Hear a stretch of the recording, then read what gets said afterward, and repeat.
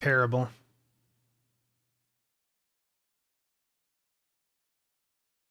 Okay, how's it going, everyone? Tim, Kraust, Kai, Dan,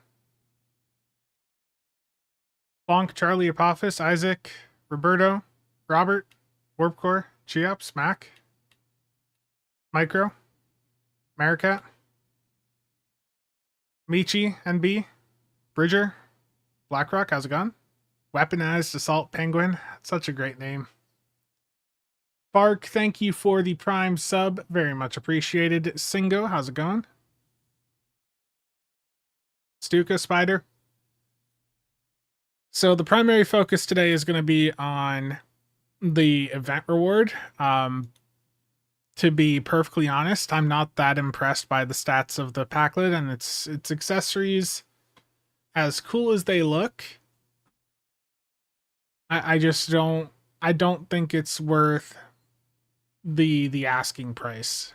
Promo ships are the most expensive ships in the game, and while I have the funds in game to pick one up if I want, I just don't feel that that is the best move on my part.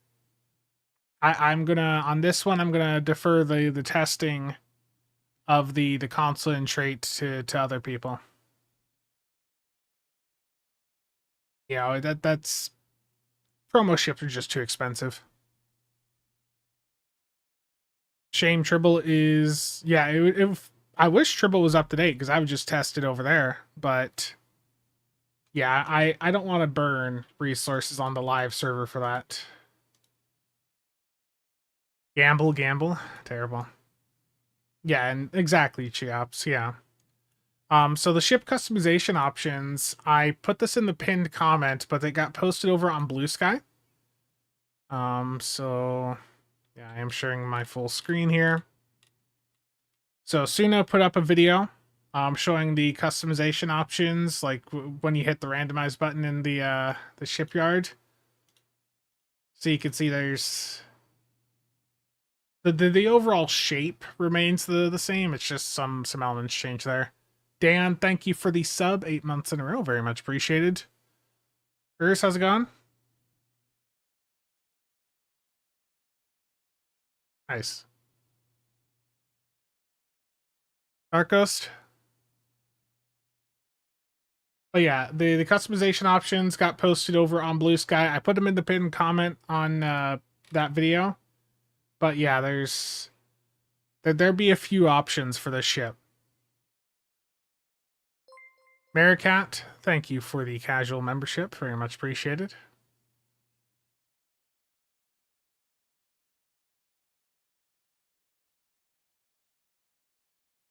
So I'm just looking at some of the other things in chat here. This thing is so trash, it's not worth testing. Wow, Microvax, that's toxic. It's just too expensive for what it is. Like the trait, based on the numbers that we have from the tooltip that was posted in the builds Discord, the trait, like, it isn't going to beat any of the 7 traits I have on already. I'm not going to drop any traits for it, so no point in that regard. And even if the console's good, you know, I've got only so many console slots on my ships, and I already have a bunch of good consoles on. Dan, thank you for all the bits. Very much appreciated.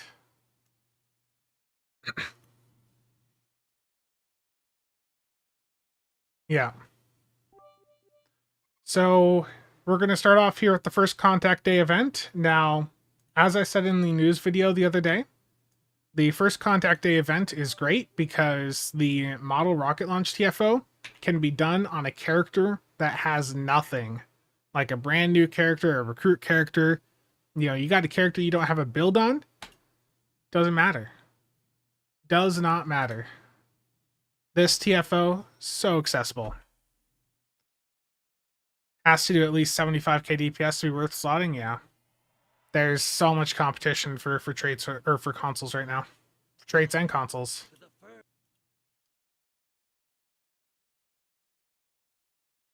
I mean, though, if you've got multiple promo boxes on you, you know, Jay, there's only probably going to be 2 promo ships this year. So, I mean, that's entirely up to you if you're, you know, it's a meme fun pick. Eric, thank you for the gifted membership. Very much appreciated. Am I going to get the first contact reward on my alt? Probably not. I didn't even do the Pavo event, and the Pavo event, I mean, as many of you know, could be solo AFK'd. Waldo, how's it going? Milan?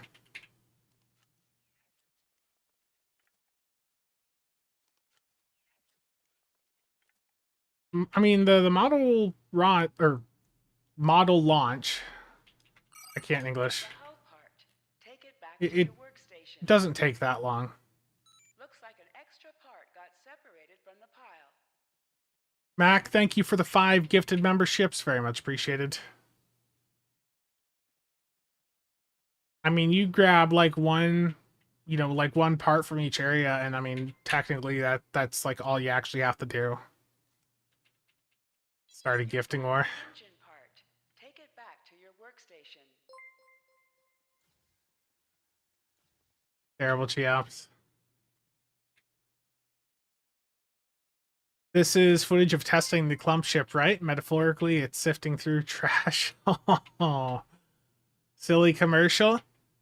I didn't even realize one went off. I'm sorry. The YouTube, they're doing like automated ads on even videos now. So if you guys are watching like some older content, don't be surprised if like there's suddenly a random ad, because YouTube is now dumping them just into that older content.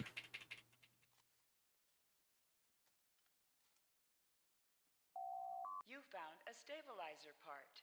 Take it back to your workstation. Looks like an extra part got separated from the pile.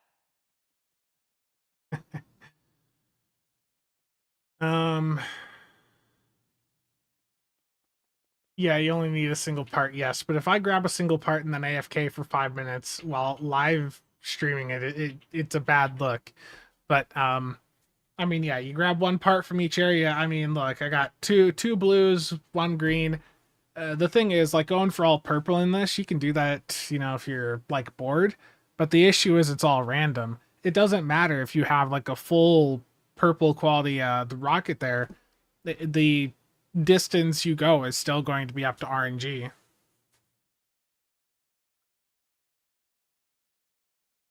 Yeah, you can just do Admiralty while you wait. Yeah, absolutely.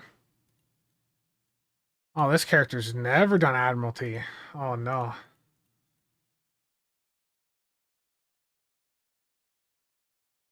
There we go.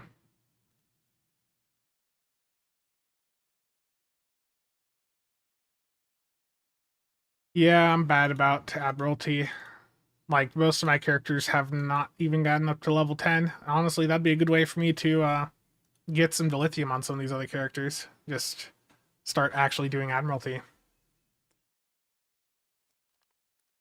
Would you recommend buying out the first contact event to someone that wouldn't have time to run the event due to real life?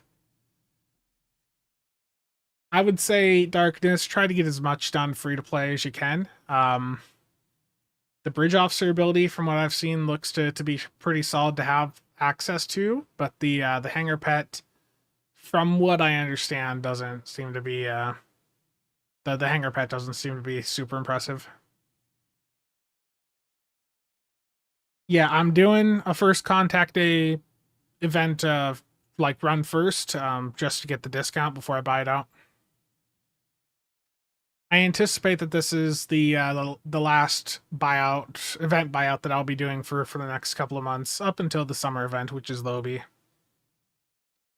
I've got my event campaign just about done, so I don't need to buy out any more of the event campaign events to rush that.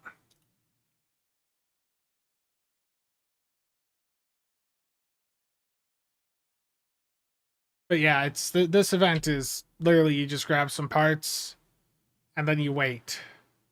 Like there's no build required. Again, this character's got F all and it's you know, it's skinned through this, no issue.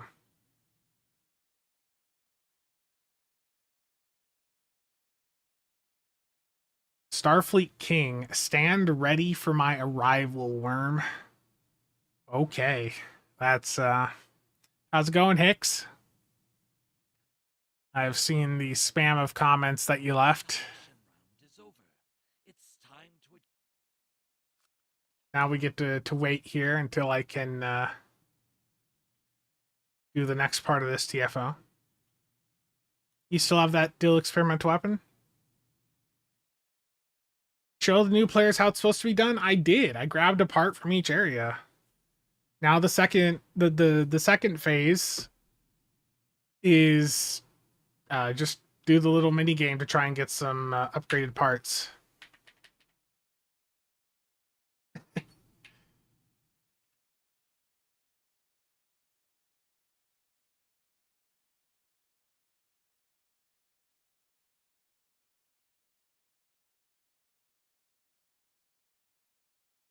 Yeah, so this is the second phase. There we go. I have participated in this this TFO.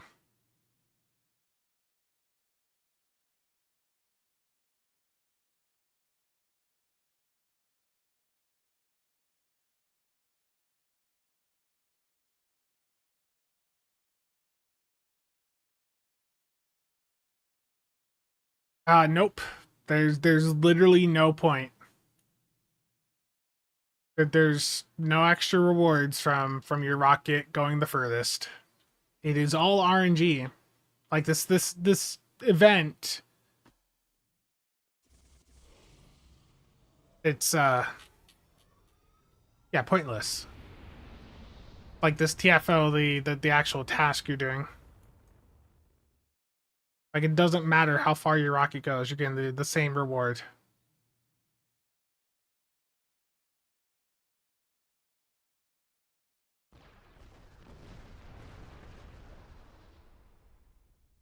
Yeah, I remember.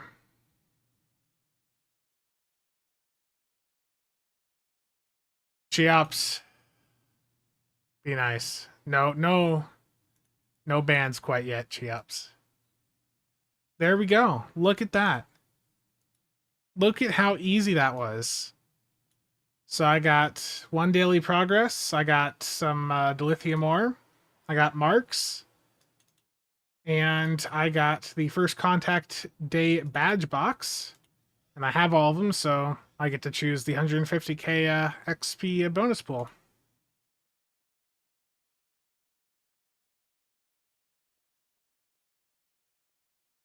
Yeah.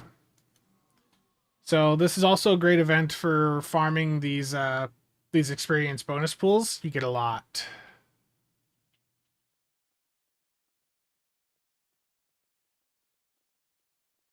Cheops can moderate Twitch now. You're in danger? Yes, you are. Lots of danger. But look at how easy that is. Like you don't there's no combat. It's literally go around, pick up a couple of parts, and stand there for like 6 or 7 minutes. That's all that TFO is. No build required. Like that's what makes it so great for farming rep marks on alts, because you can go and get your daily box that easy.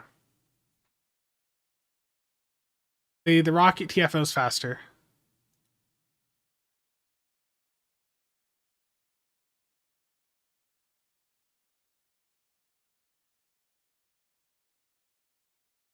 There we go. And as soon as you finish the event, remember you can play it again and get your first day of bonus still. So I will do that here in a moment. But here be the reward. So I'm going to go over to my main character now and take a closer look at these.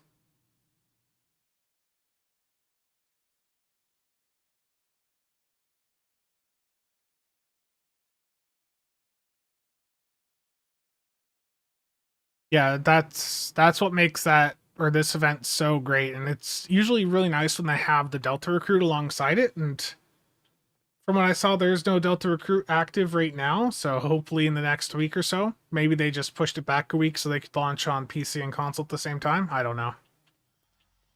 How long will console be in maintenance? It's been 5 hours. They announced that they had to extend the maintenance a little bit because there's an issue getting the bundle live. Wish I could do rocket launch in private TFO. Another 45 minutes for the downtime on Xbox.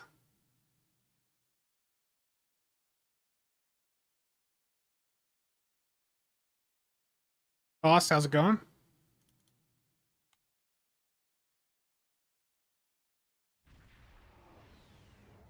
Okay, let's see. Are the rewards reclaimable? I probably should have, just to be safe, should have probably claimed them over here. Yeah, okay, so the elite pet, that is reclaimable. Yep, and you can get 2 of those. And where are the bridge officers at? Under miscellaneous. And you can reclaim those as much as you need. That's good. Okay. So let me get these trained up on an engineer bridge officer. Let's see. S. And how's it going? Yeah, that TFO's been there a very long time.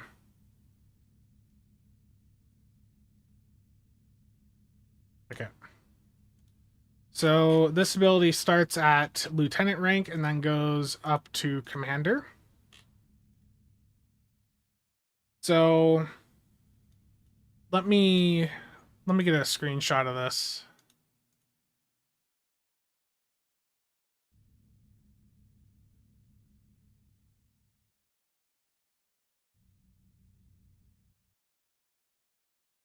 This should not be an uncon trigger because it's not a control ability. So what this does is you're going to launch with each rank of the ability, you're going to launch 1 of the mission scout ships. So rank 1's 1, rank 2 is 2, and rank 3 here launches 3 of them. So that is the differentiator between the different ranks of this ability. And per each of the mission scout ships, they're going to do some damage, it looks like, and they have a debuff on them where this will go up to 10 stacks, it looks like, based on the duration. So that is minus 20 all damage resistance rating per shuttle, and then minus 20% energy weapon damage per pulse or over the 10 pulses to target. So with rank 3, that's 20 times 3, that's 60 debuff, and then minus 60 energy weapon damage, outgoing energy weapon damage for that foe. It's an interesting debuff. From what I've seen, this ability has a 60-second cooldown.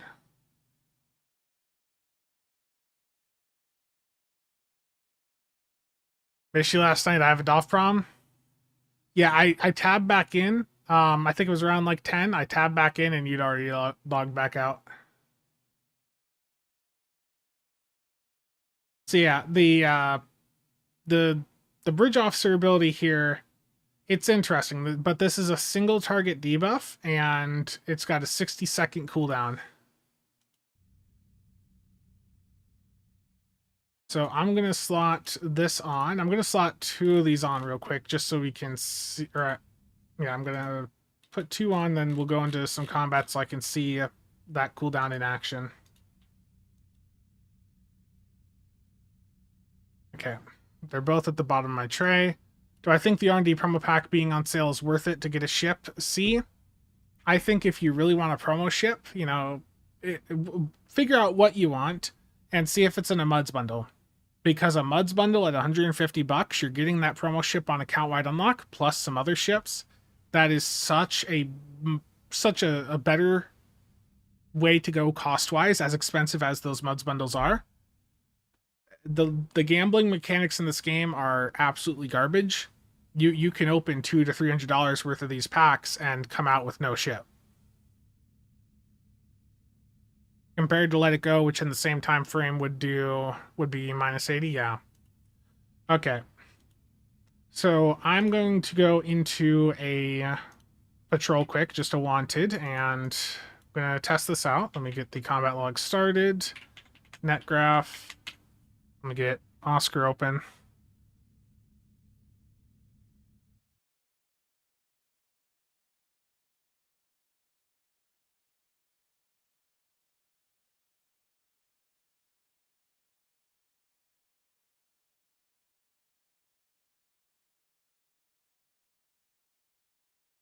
Okay.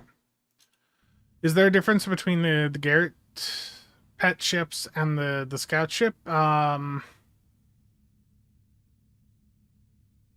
I don't remember. I don't remember what the Garrett had. What is this Kelvin Connie 2? Oh yeah, so this is the new promo one from last year, the Calvin Timeline Constitution 2. Okay, I'm gonna go into that patrol now and just take a look at this bridge officer ability.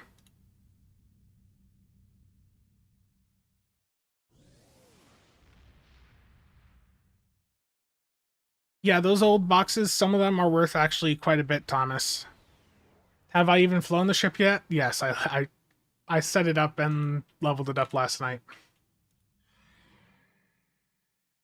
Okay, I'm gonna start here just hitting an ability to see what the cooldown is and what the effect is. So 30-second shared cooldown on this ability. The shuttles are a little slow.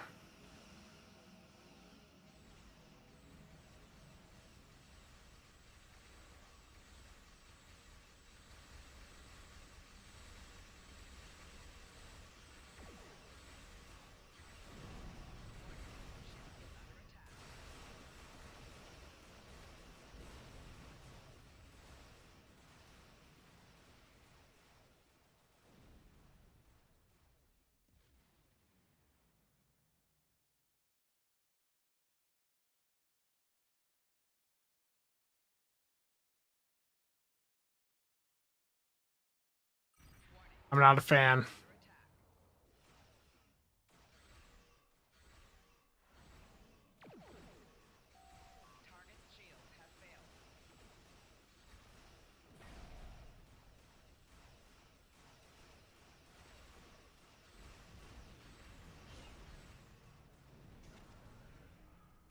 Trying to get like Boimler to go off here.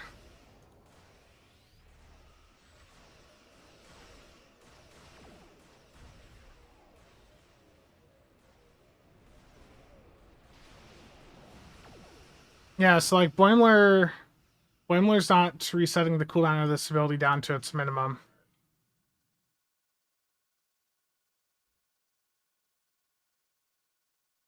Let it go is instant, yeah. So the bridge officer ability here, let me pull that picture back up. The travel time for these is a bit long, as you guys just saw. They're reducing damage resistance. They're not intended to be the next gravel. I understand that. I fully understand that. But the issue is this debuff doesn't last long enough for this ability having a 30-second cooldown. It's a single target debuff. And, you know, like Cheops is saying here, let it go 3 exist. That goes into at most a lieutenant commander slot, and that's also a single target debuff. But let it go, that's minus 160 potential debuff. So let it go is an instant apply that then stacks up on the target over time, you know, for 20 seconds. And the debuff that you're getting from that is over twice what this new ability is doing in a commander slot. Phil, how's it going? There's also travel time with these. The damage from them, you know, they're doing like 2K. Like I'll take them through an infected to see what they do, but I'm gonna slap Let It Go on just to give you guys a comparison here if I didn't just get myself into combat. If I can get to the right slot, that would help. Okay, so Let It Go.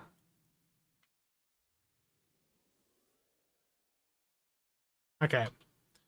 I'm gonna apply Let It Go to this Kazon Cruiser and look at the stacks.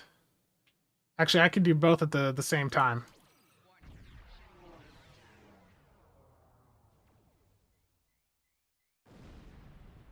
So Let It Go's already there. It's applying its debuff, and you know it's getting stronger over time. The game is really loud to me. Hopefully that's not too loud for you guys.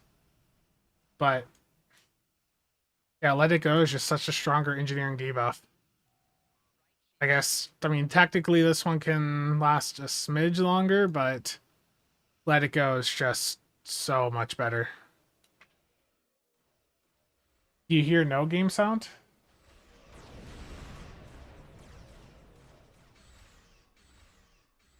Is there game sound for you guys now?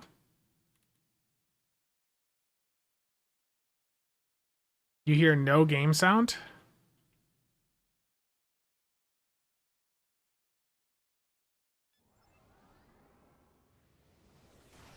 Barely? Okay.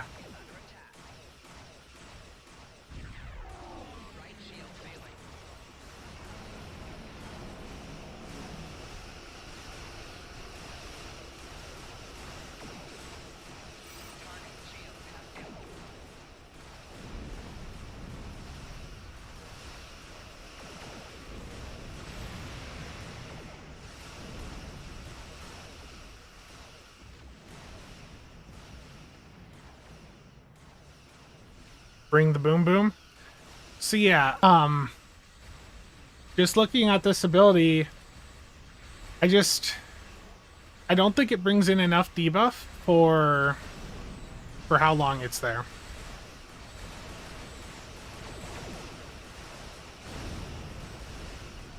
Yeah, it isn't enough debuff for how long the ability is up.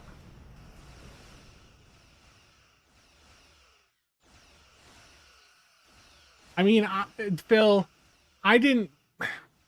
To be clear on that statement, it was more of it just sucks when they put in really meta, you know, really strong event items, because their system for getting these event items afterwards, the delay between the event and them going to Muds or Phoenix is just too long. You know, 2 years or longer for this game is ridiculous. But is it good for folks who don't have an Awani?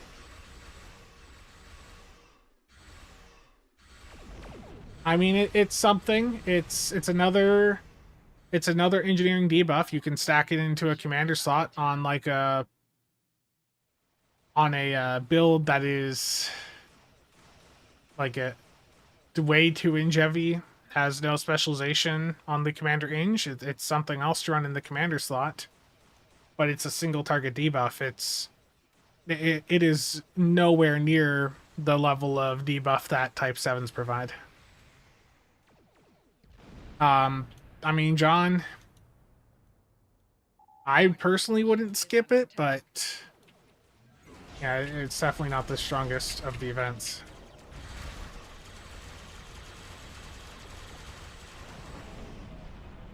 Does it stack with Type 7s? Yes.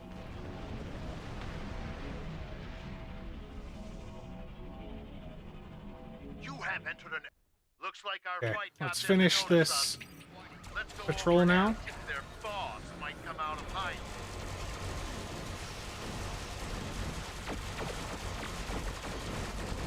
Keep concentrating fire on individual ships. Separate them and whittle down their numbers. We will not go quietly. And yes, this is a Kelvin theme build. I'm not proud of it. You will stand down. Yeah, pretty much. I haven't tested the Hangar pets yet, just the bridge officer ability so far. Sensors are picking up small habitations in some of the asteroids, possibly consistent with bolt holes, temporary hideout.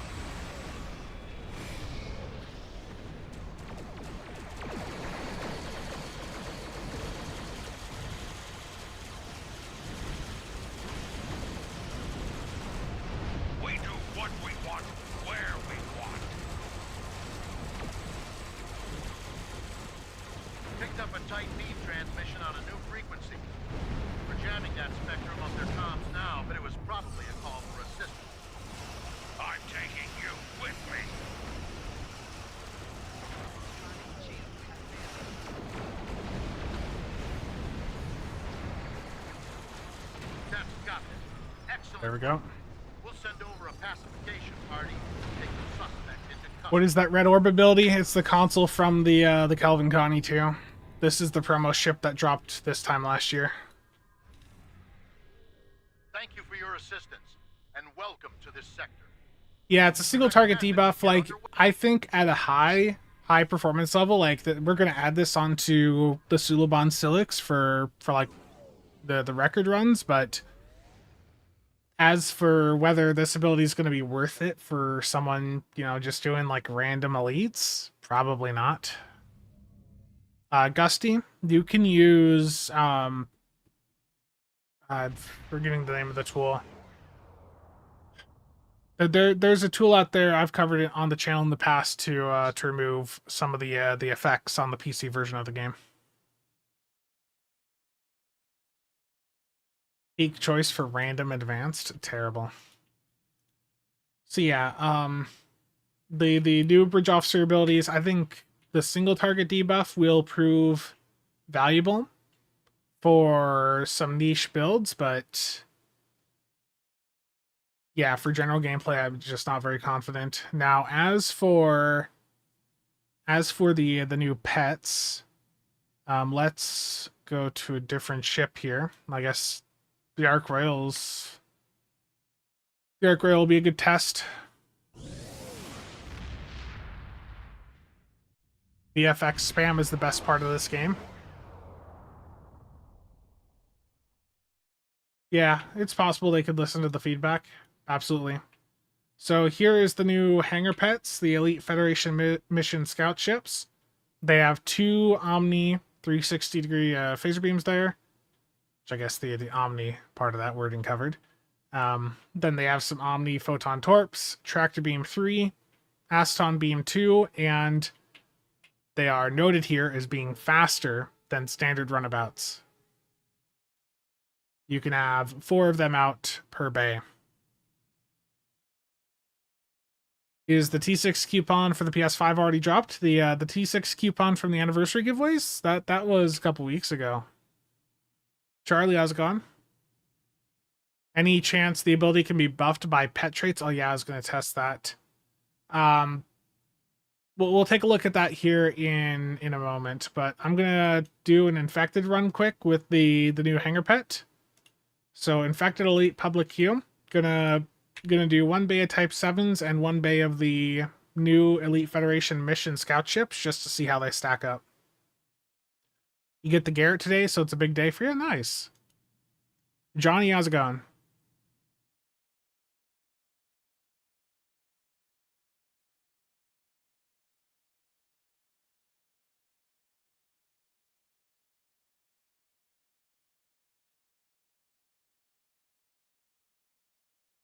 Sad times. One of these days, Inge will get the respect it deserves. Terrible.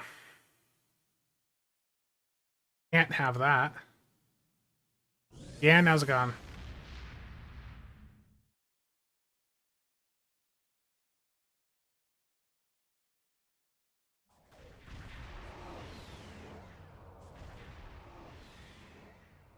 The situation is grim. Begin by...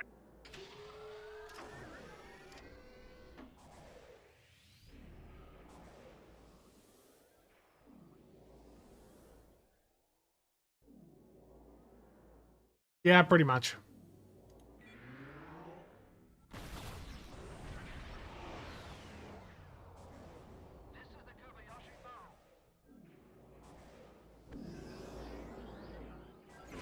Warning, ship is under attack.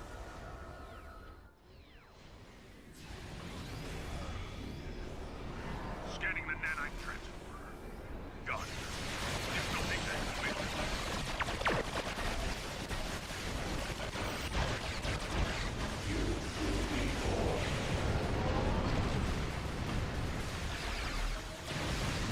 The nanite probes can repair the transporter. Stop that.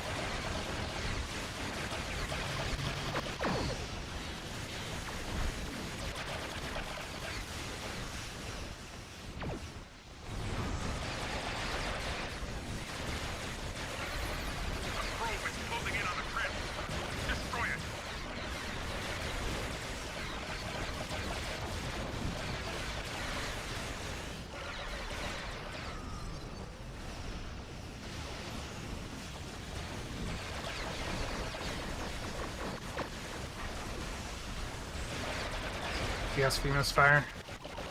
Thank you, Stowe.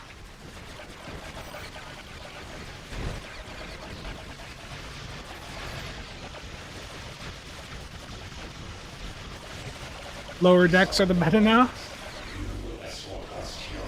The beard deserves a comeback. Okay.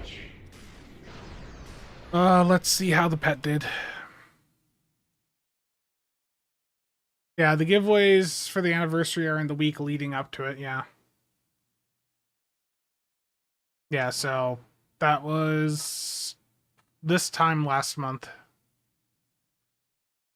Well, keep in mind, Mercstar, the pets don't have any, well, they just have Aston Beam on them.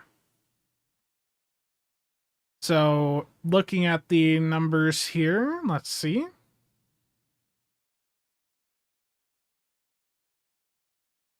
Oh boy. Oh, that's not a good sign. Oh no. Oh, so those pets performed poorly enough that the Bay of Elite Type 7s out DPS them.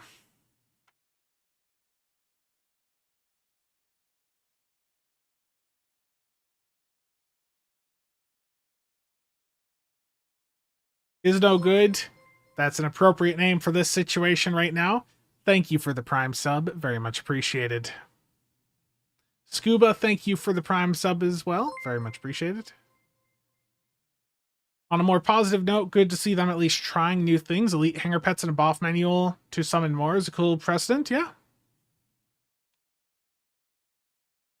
Have I tested the Excelsior 2 console on normal difficulty? I mean, that console's worth it on normal or advanced and some elite situations. The activation time does hurt it for some very high-end builds.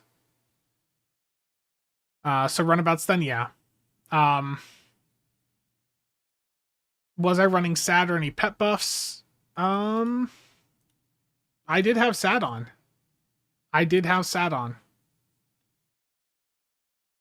had SAD on, and I also had the Credence console on. Did their Aston Beam even do anything? I mean, after the Credence console, that was their highest damage source, was the Aston Beam. On one of them. Just depends where they use it. This one got a lot from its Photon Tort. The Credence console and Credence, okay. I mean, so most of their damage ended up coming from the Credence console. This is the new Insurrection Shuttle Pets, or yeah, the Insurrection Shuttle Pets I was testing there. So again, the bay of these Elite Federation mission scout ships did 16k DPS compared to my Elite Type 7 shuttlecraft doing 28.5.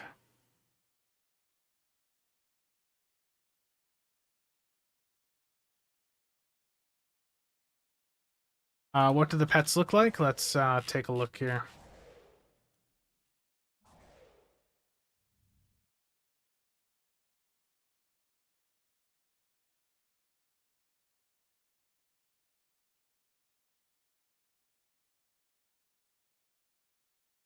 How close can I get without them moving?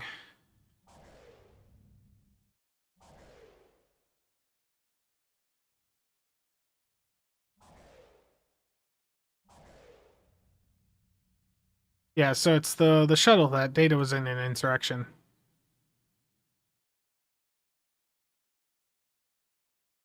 So not the Type 7 killer? No. The only thing that will kill Type 7s is some debuff pets with even more debuff. So, you know, I don't think they're intentionally making crappy things. I think it's more of just they're testing in a very different way. Did they debuff at all? They have Aston Beam. So Aston Beam is not a DRR debuff. It is just a minus outgoing damage debuff. So let me pull that up for you guys here.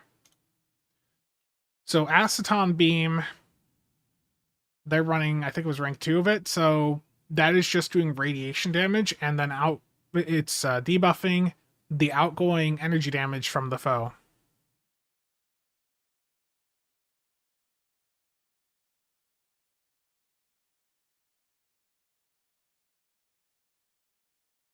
Do the Bridge Officer versions proc on con? Let's go test that, and there was also the cooldown reduction for it seems to be broken right now, Steggy.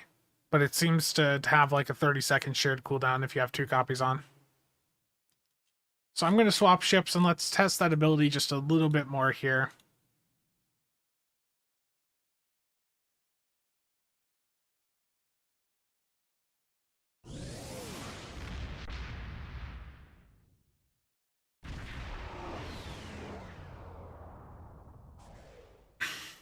We already have good high damage pets in the game. It's the debuff aspect that needs, that needs stuff. Okay, this is a really old build, but let me grab that ability.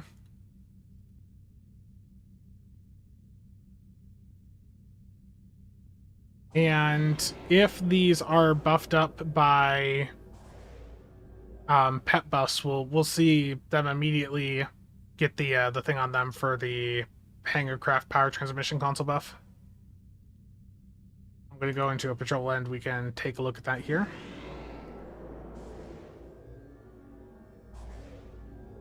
Rachel, how's it going?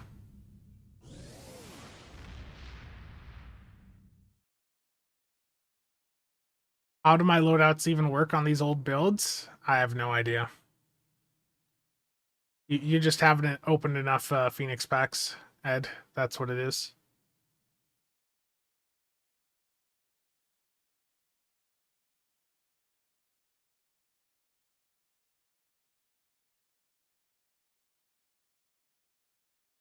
Am I gonna gamble for the pack lid? I don't think it's worth me burning resources to gamble for.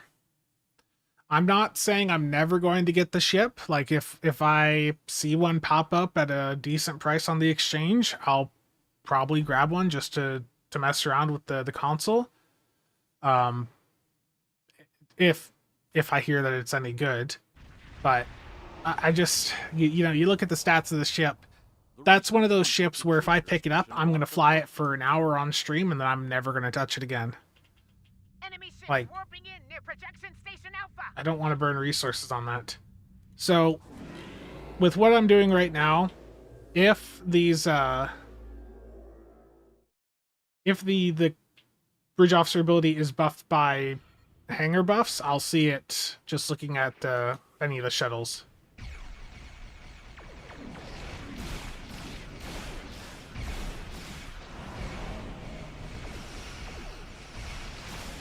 They are buffed by Hangar buffs. Are they buffed by SAD?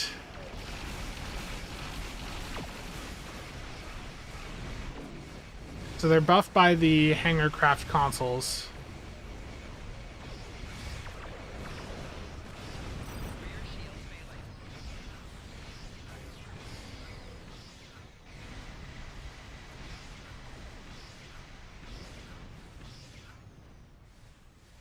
Sensor no Mexico.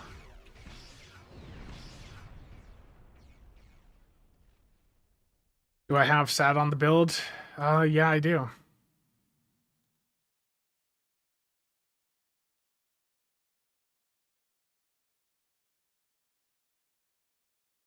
So again, I'm going to use this ability and just double check to see if SAD is doing anything for him.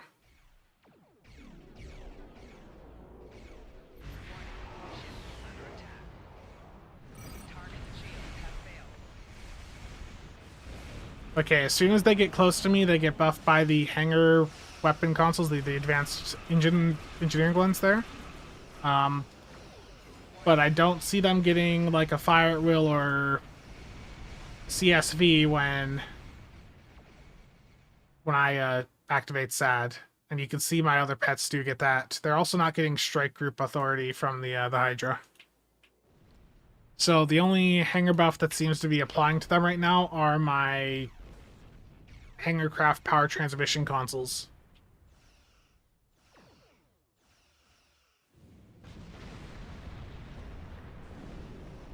Could it be that the Hangar pets are not scaling with rank level? Yeah, I mean, that's certainly a possibility, but just based on them, the type of pets that they're based off of, you know, like runabouts, those have never performed that well. And while they've tried to make them faster here, that doesn't resolve the issue of them pets just not performing well. Delta recruit for Jemadar. There's never been a Delta recruit for Jemadar. It's always been just Fed, KDF, and ROM. But there is a separate recruitment event just for Jemadars later in the year. So they will attack other foes, but they won't apply their debuff if the primary target dies.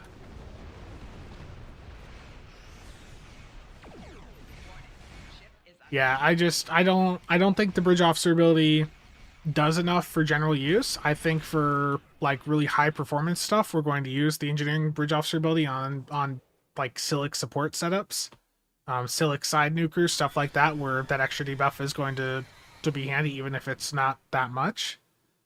Yeah, the travel time of the ability is a bit slow as well. The new pets, I don't have them on this ship right now, but the performance of that infected was, yeah, very underwhelming.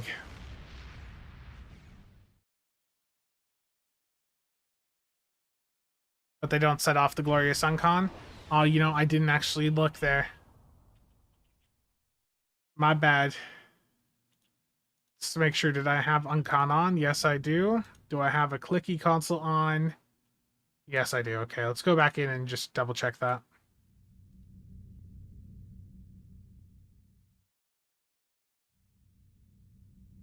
No. Steggy, the winter event manuals are much better. Let It Go is a much better debuff. Let It Go is up to minus 160 with the rank 3, whereas this is up to minus 60, and that's being in a commander slot versus Let It Go 3 being in a lieutenant commander. Okay, does this console affect Uncon, or is this ability working with Uncon? No, it's not a control ability. It does not work with Uncon.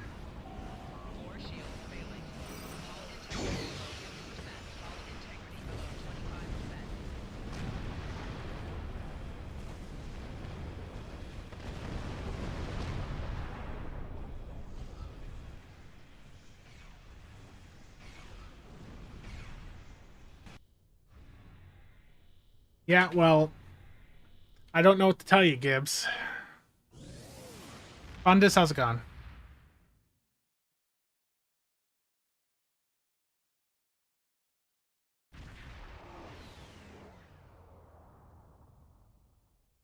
Yeah, I mean, the ability is single target damage plus debuff. It's not a control, so yeah.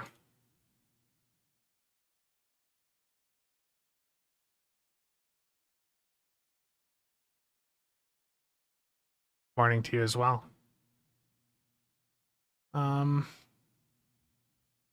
Yeah, logical indeed.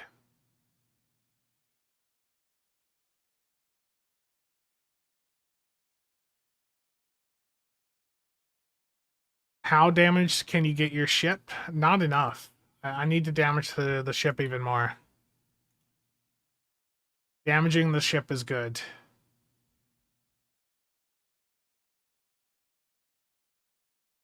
Is there any ship that would be good for Hangar Pet DPS and not have to focus on your weapons? People have done some good pet focus builds on some of the intel carriers. Like I've even seen people do well with the Jupiter carrier, which used to be a meme back in the day, but in the current meta, you set it up right, it can do really well. The Arc Rail is really good. The Talaru. If you're looking for some more like the flight deck carrier style platforms, you know, the Friendship, if you have that, that's good. The Typhon, sure, yeah, that can work. The Typhon's not as great of a carrier, but I know that's its focus is being a carrier, but just not the best layout.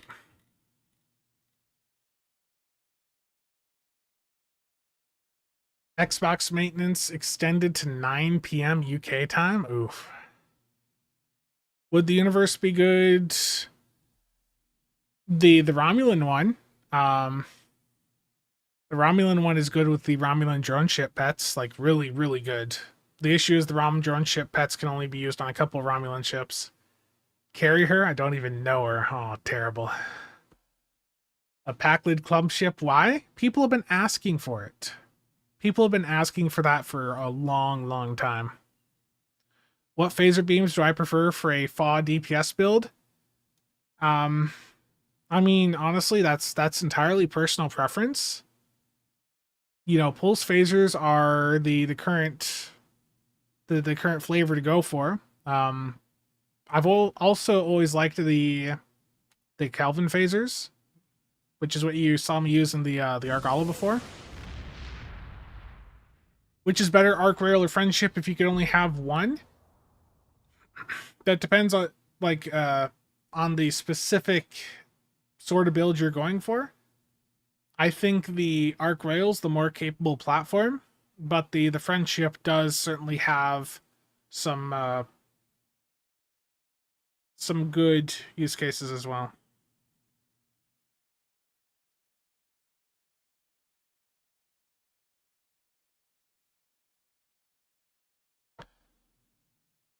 Terrible. Hold on. Yeah, but the Kelvin phasers are good. Here, I'm gonna show you guys some more immersion footage with this. Let's do a cure found quick. Crafted phasers with pen. Is Chell here? Because if so, then the answer is yes. Oh, I just realized Oscar is above chat for you guys.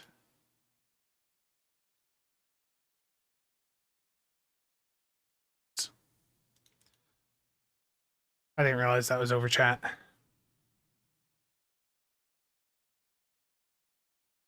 No, I set up a Kelvin phaser like immersion setup last night just for fun. What sucks though is, especially trying to do fire at will,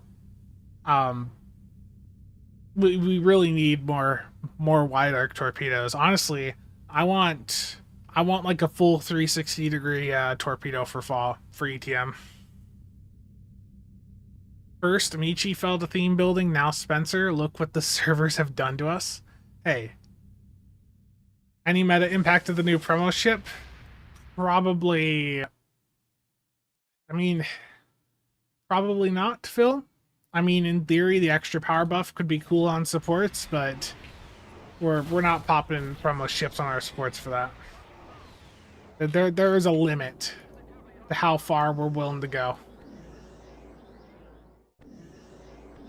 A 360-degree torp would help my immersion.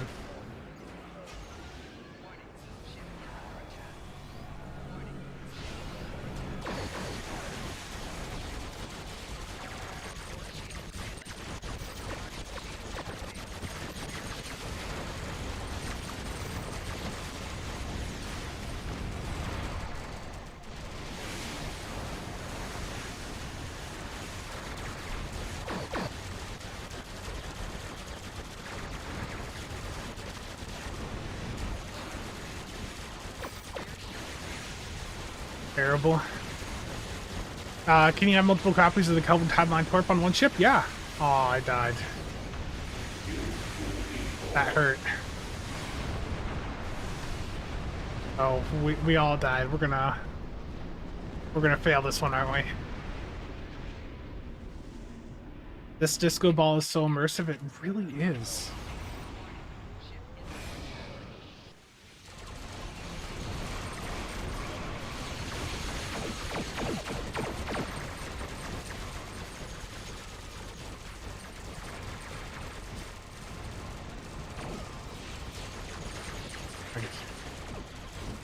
It's such an immersive build I've got going on here.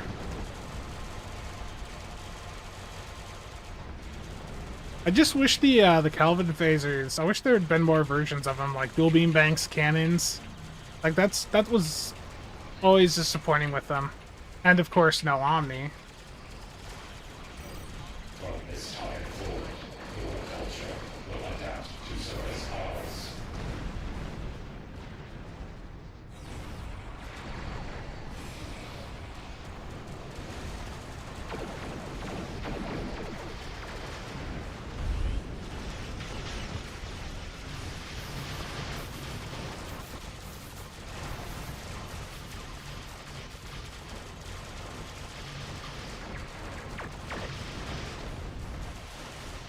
Exotorps. No, this is the promo one from last year.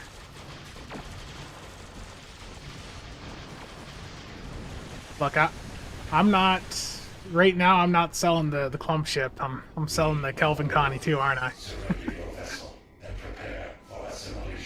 Yeah, it's the Kelvin Connie 2 console. The one that comes off of this version of the Kelvin Connie. This is the promo ship that came out last year. The issue is the console has a very limited range.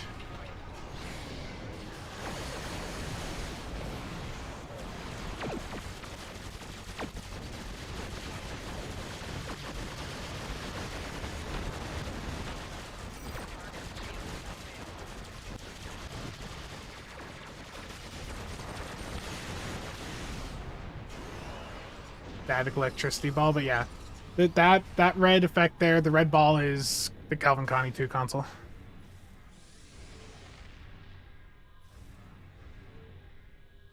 How many Kelvin phasers do I have up on the exchange right now? None. None, I promise you. I set this build up last night because I was like, I bought this ship like 3 or 4 months ago and I hadn't leveled it up. I was like, I really need to level this up.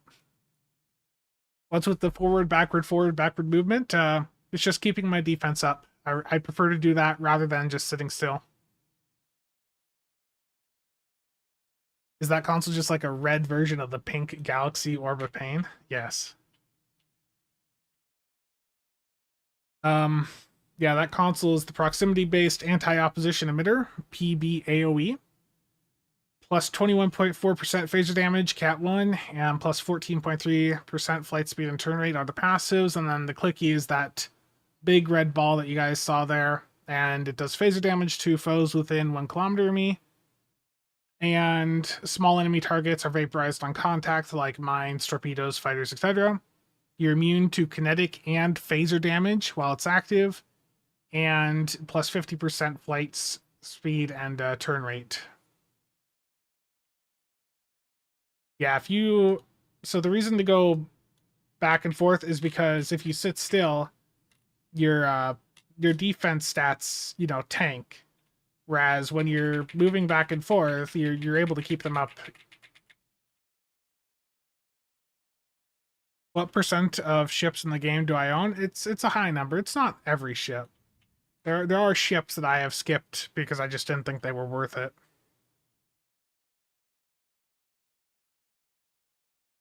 Between Connie 3, I'd go for the Connie 3. If you really want the Enterprise J, Fallen Shinobi, I'd get it through the Muds bundle. Muds Dread Through the Ages. And it sounds like Muds bundles are going to be, that the Muds bundle sales are going to happen a bit more frequently. I asked Suna earlier, and yeah, it sounds like they're going to be run on a more regular schedule compared to what we saw pre-2024.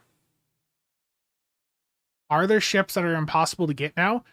The Voth Bulwark.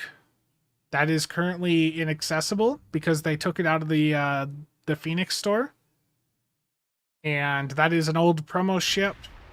Old tier 5 promo. It could use a T6 upgrade. But it's a bit funny looking. So what sucks about that one being inaccessible is it's got a console on it that is part of the Voth console set. So anyone wanting to do that set that has the other 2 ships, which do have tier 6 versions, if you missed picking that up in Phoenix when it was available, you can't get that 3-piece now. Yeah, let's see. Is there anyone with a clump ship above New Rom? Greg, how's it going? Dennis? Yeah, I still want to go for like Disco Inferno. I think that would be smart to go for. I mean, there's a couple Muds bundles I'd like to go for, but my budget for the next couple months is I'm probably not going to put any more money in until at least July, just because real life stuff and the potential reality of needing to move. I'm not sure if that's going to happen yet, but it's a very strong possibility that I'm going to have to. So, going to hold off on picking up more Zen for the time being.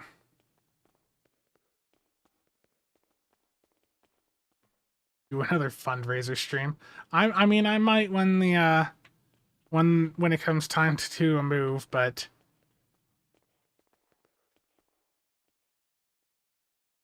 it'd be moving with family. Waiting for the crossfield refit or death, whatever comes first. Terrible. Oh, let's see if there's any clump ships on the market. Have they put the DOF promos in yet? No, the DOF promo packs are still missing from the store.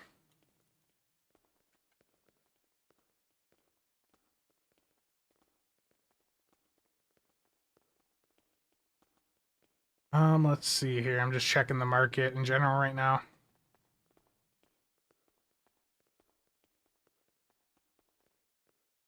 What do I think will happen when we run out of lower decks content? Shut down the servers? Jeez. I don't know. They're definitely on a bit of a lower decks kick right now, aren't they?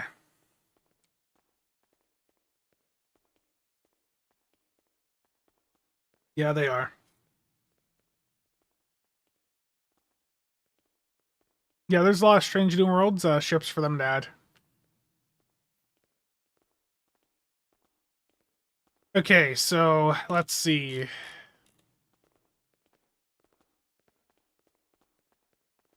I mean, there's a Freedom. I saw an Anorax. Get yourself some refined dill or something, guy. Moving takes feel. Yep. Grumpy, thank you for the 10. Very much appreciated. You missed the coffee jug? Look. I got this big bottle. Just imagine it's got coffee in it. It's got water, but just imagine it's coffee if that makes you feel better.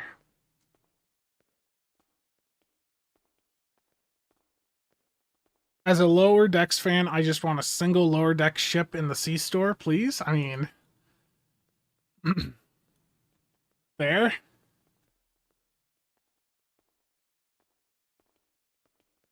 Ibsano. That's malicious compliance right there. They've heard you. There's 3 of them.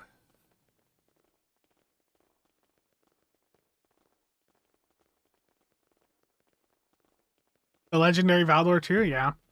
And and I mean technically the Titan. The Titan was added in after its appearance in lower decks. What would I say is the best Romulan Sea Store ship? The legendary Scimitar or the legendary Valdor? Both really good.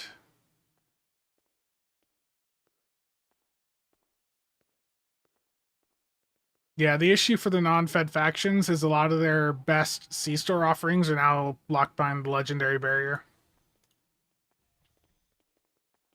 Yeah, legendary Scimitar, legendary Valdor, both of those are really good ships.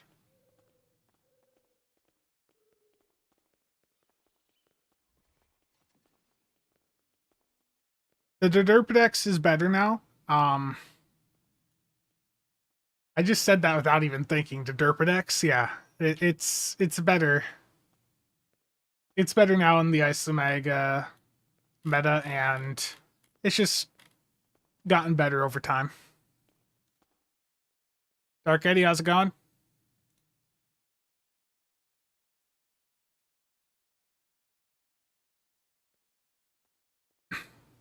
I really want to see. I know we've talked about legendary ships a few times in the past couple of months, but I don't know when the next legendary bundle is going to happen. But Gemidars, you know, that they've only got one in there right now. And I was thinking, I've got it right here too. Hold on. You give us a legendary Gem Dread carrier, like Vanguard with the wingman mechanic. That'd be awesome. And then for the other, like do a legendary pack that's like Dominion theme. So that is one of them, and then like the Galore or Keldon as the other. Legendary Negvar, that'd be cool too.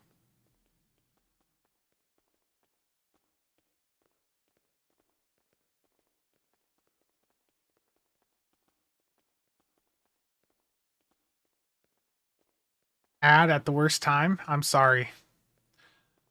Weaponized assault penguin. I'm truly sorry. It's because the ads aren't being advertised to me. Because the way YouTube has them set up is they're automated based on when you show up into the stream, so it's like tuned for each person. Legendary Strikewing Keldon. I think a flight deck carrier would be more appropriate, but yeah, that'd be cool.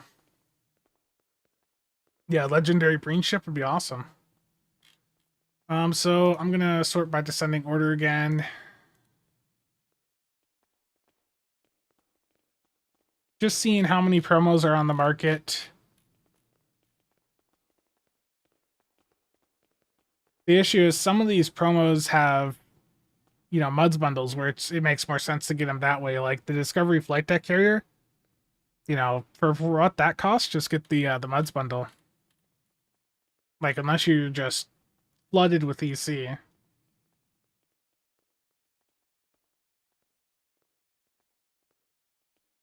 Yeah, so there's a few promos on here. Not an overwhelming amount quite yet, but give it like a week or two with the promo drop and you'll see a lot of promos back on the market, hopefully. And even the pack lid. The pack lid's always going to be, you know, all the new promo ships are really expensive the first couple of days, first week or two. But they will eventually hit the exchange and they'll go under that 1.5 bill price point. Do I have a tutorial somewhere showing the consoles for the non-ISOMAG meta? You mean like the unconventional systems playstyle? Check out my ultimate meta build from back in December. That is largely accurate. There's been a few updates in the time since, which I'm going to be covering in an updated meta build sometime in the near future. I just haven't had time to get around to working on a PowerPoint video in the past couple of weeks. Yeah, Crazy Wolfman, that'd be great. I would love to have a better Sovereign class in the game. The Sovereign is always it's one of those ships where it's always felt every time they put one in, it's just like disappointing in some way. Like the stats of it have just always been underwhelming, and that's always been disappointing. Like I'm a big fan of the Sovereign, and it definitely has been neglected. Yeah. Okay. Looking at the market, you guys want some gambling? We're gonna get a little bit of gambling. I can do 6 promos. I'm not spending any Zen on promo packs because I'd rather, if I'm gonna do that, I'd rather just buy a MUDs bundle, you know? Okay, 6 packs. I'm gonna stand on this exchange console. This is a lucky console. You're only here for the gambling and suffering? Merrick Worker Intel Salvi would be good. I mean, a Commander Merrick Worker is fine. I just wish that Merrick Worker got a bit of attention because it just sucks right now how weak that specialization is. Okay. Every time you stand on that console, you get screwed. 2 packs, no go. 3, nothing.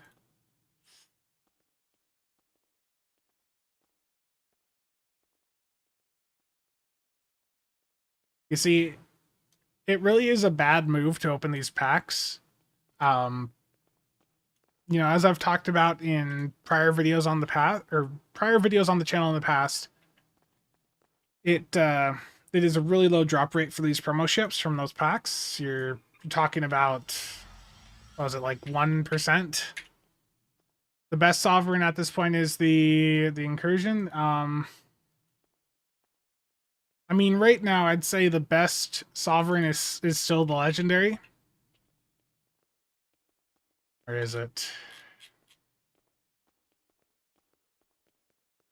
Yeah, I'd say the legendary sovereign is the best option we have right now, but it's still just not great.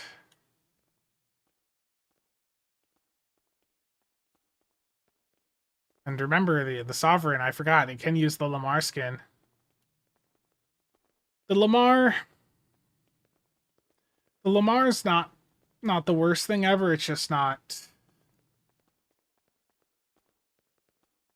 it's not the sovereign we were hoping for.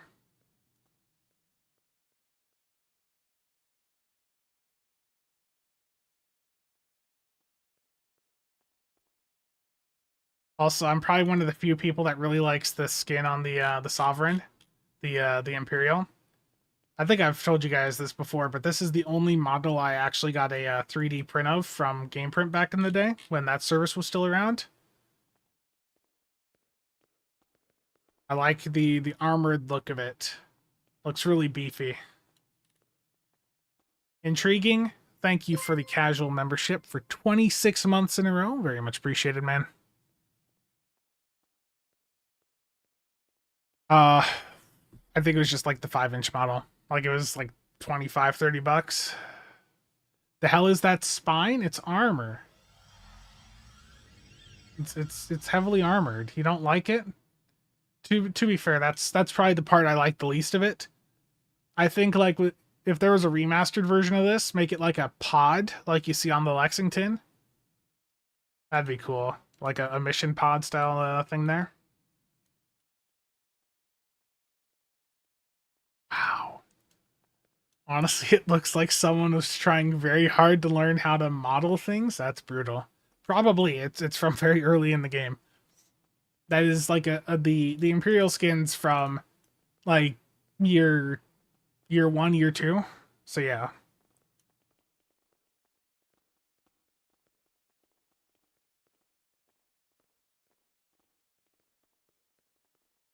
You literally just put the spine on yours.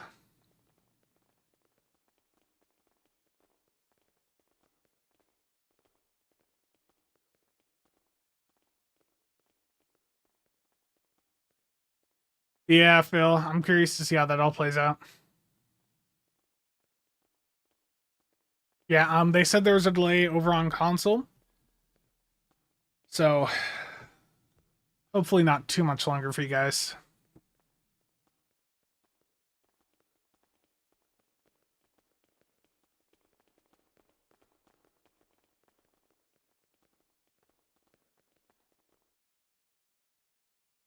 Basically, all the basic T6 fleet skins are the ones that you can really buy in the C-store. Yeah. I'm going to do another First Contact Day event mission here because I can get my dilithium from it. So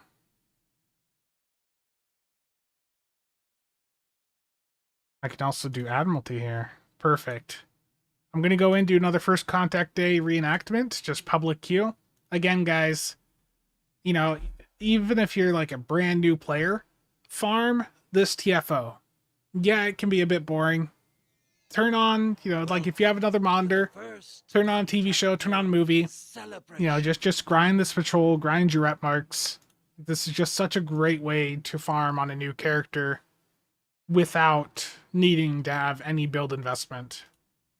And this is only up for, you know, a couple weeks each year, so take advantage of it while it's here. Really is like a very accessible queue.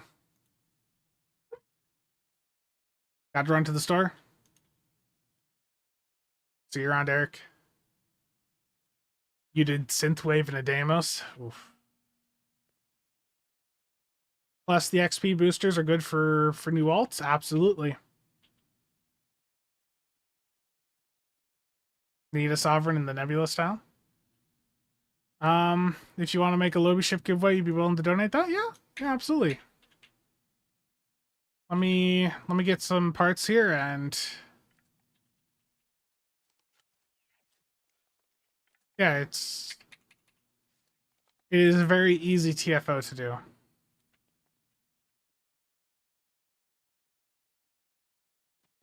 Which ship? A large cache of parts has been Oh, discovered. Grab as many pieces as you can. let's do like do an Adolith or. But I picked up a green part. Why didn't it? I didn't realize it didn't give it to me. You found a stabilizer part. Take it back to your workstation. But yeah, I mean, realistically, what I just did there, like, that's all I'd have to do to complete this TFO. But still, I like to at least just get a part from each area. But yeah, I guess Adolith will work. You found a hull part. Take it back to your workstation. Yeah, it can be done really early. Yeah, Abseno, I did that in the first part. Yeah, Steggy, if you wanna shoot an Adolith or whatever my way, that you can get that set up. Many viewers here are big Beam Overload fans, and they really like You found an engine part. Take really it like the back to your Adolith. workstation. Yeah.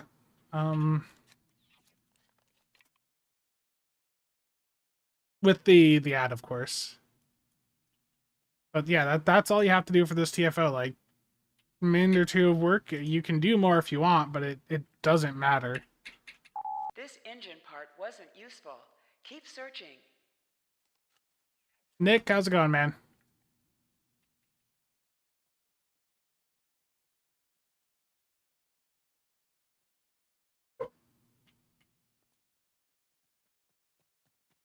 Wild Bill, thank you for the follow.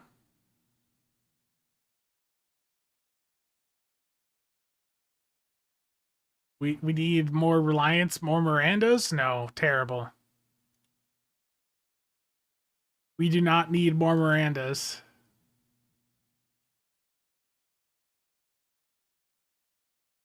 I gambled a little bit, but Nick, it's not worth gambling right now because the promo DOF packs aren't in the store. Only promo R&D, and you don't want to burn your money on promo R&D.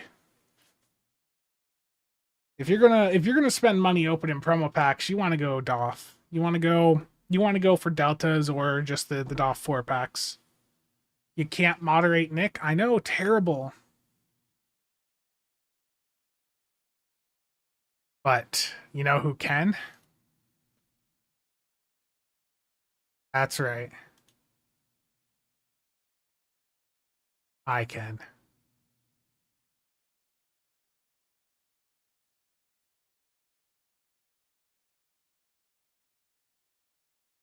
There we go. I timed Nick out.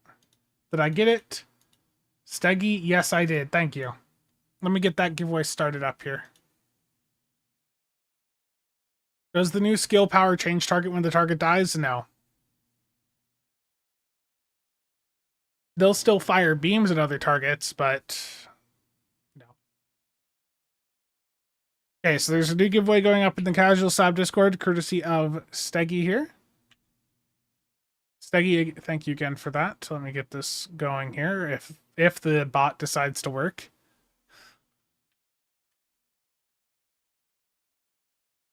Okay. Let's do this for... What day is it? Let's give you guys until Saturday.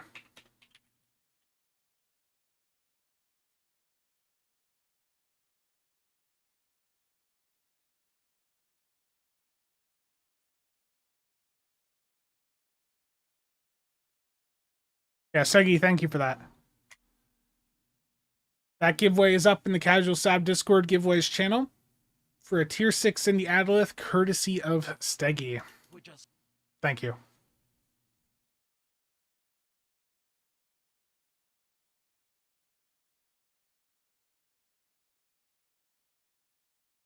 That timeout on Nick earned you a follow. Besh, thank you. Thank you. Yeah, it's been reported. We just have to wait for them to get it sorted.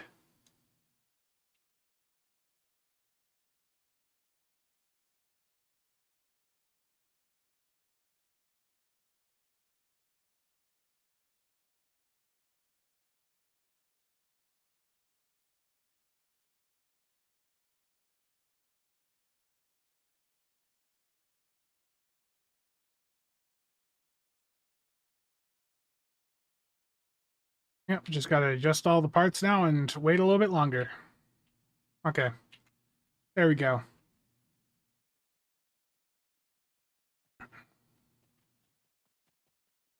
Mr. DDoS guy, thank you for the follow. How's it going? Look, I got Nick over onto the YouTube side.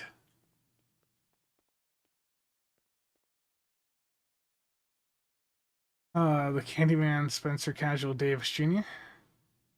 Who can take a build, sprinkle it with dew? Oh no. I don't know how I feel about where this is going.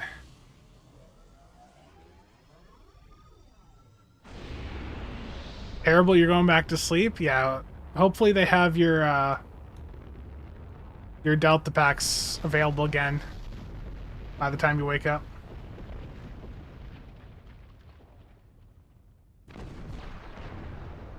There we go.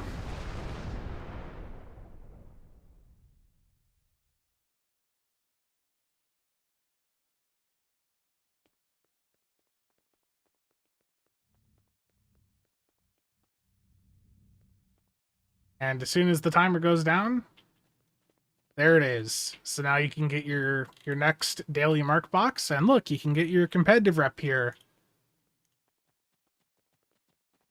And if you have a reputation mark bonus pool active, which I did not, you know, you could get an additional bit of marks. Isn't this a bit close to trees to be setting off rockets? You know, it is, but it's fine. It's fine.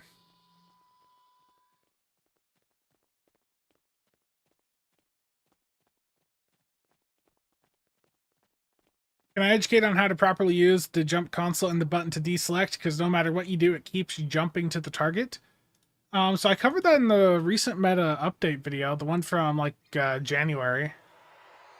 But yeah, let me pull up Fez. What monitor to go to? Okay.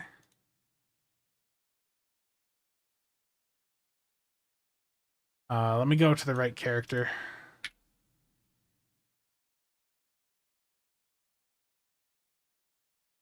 Just beam the fire into space, yes.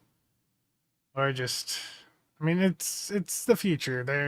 They're not as concerned about the fires. They can deal with that easily enough.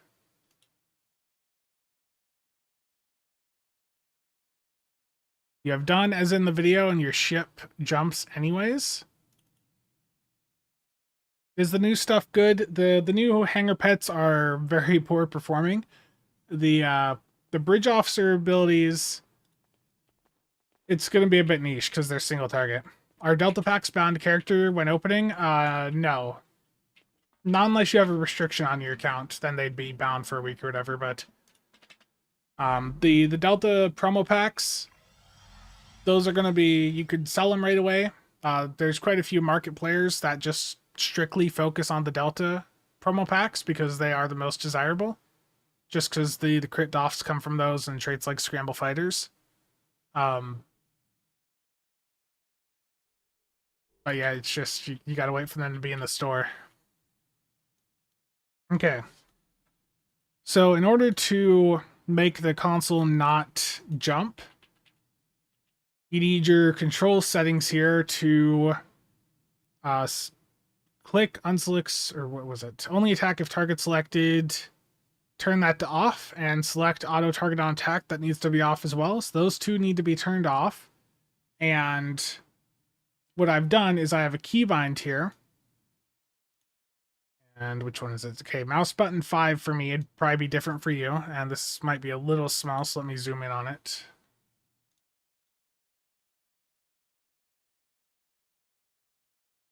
So what I've got on the keybind is on my mouse button 5, which is my top mouse button, or the front one on the side. That is going to first clear my target, and then it's going to execute the slot on tray where I have the Vovin console. So when I have a target selected here, I hit the button on the side of my mouse, it deselects, and the console activates.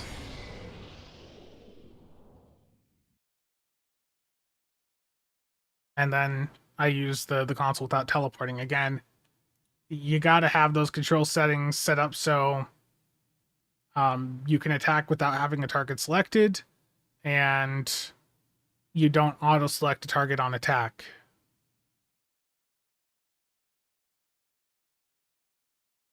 I do all that, but the option in control settings was on. Yeah, okay.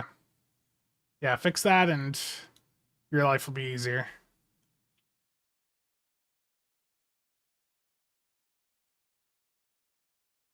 Doesn't that ruin the fun of teleporting into your own rapid emitting armaments? Look, if I want to teleport into REA, I can just manually hit this button, okay? I can just click it right on the tray and teleport. And then I can fly right into the target with the plasma torps. Let's do some more content. I'm in a different ship, so you know what? Infected. Let's take the Kelvin theme build into Infected and see how it does. The Lamar was promo. The Lamar was the last promo ship before the pack lid. Yeah, 2024 had 2 promo ships.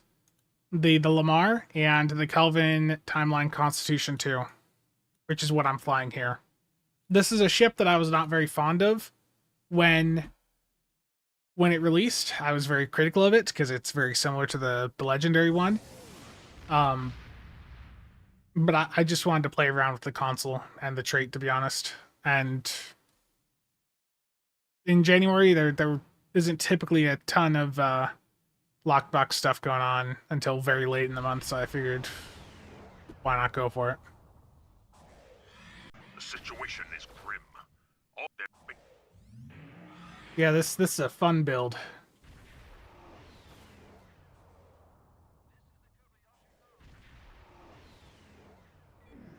Terrible, I know. The Kith trait, I tested it right after it came out, but I have not tried it out again in the time since. I'll take a look at that here in a few minutes. We will add your technological Scanning the net entrance. Got it. Additional data available.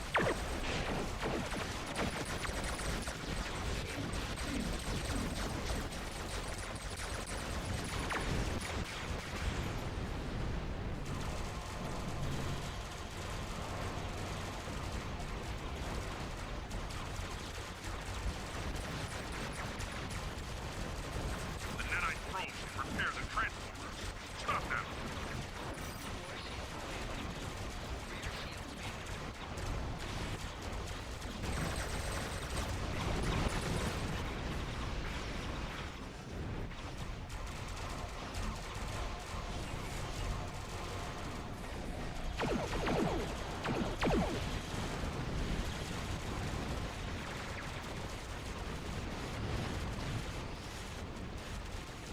A probe is closing in on a transporter. Destroy it.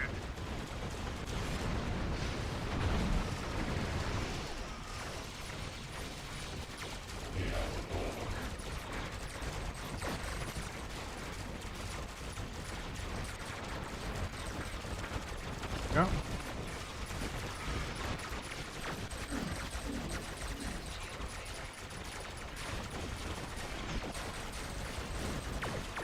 Yeah, I really dislike there not being a wide-angle Kelvin port. That sort of sucks. How dare I have fun? I know! Such a terrible thing. If my solo account is already linked to Epic and Arc, if I sign in through Steam, is that going to mess anything up? Shouldn't. I mean, you might not be able to link to Steam, but I mean, my account is set up so I can log in through Steam, Arc, or Epic, because I was able to get those links in for all of those when that was possible. Fun is a filthy parasite. I know.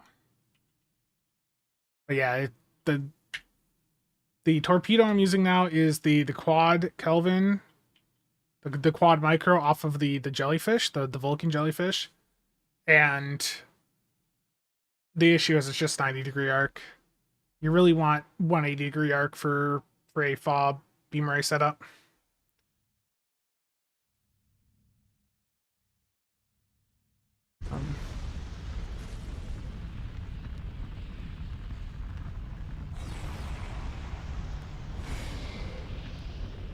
Take a look at that parse. Yeah.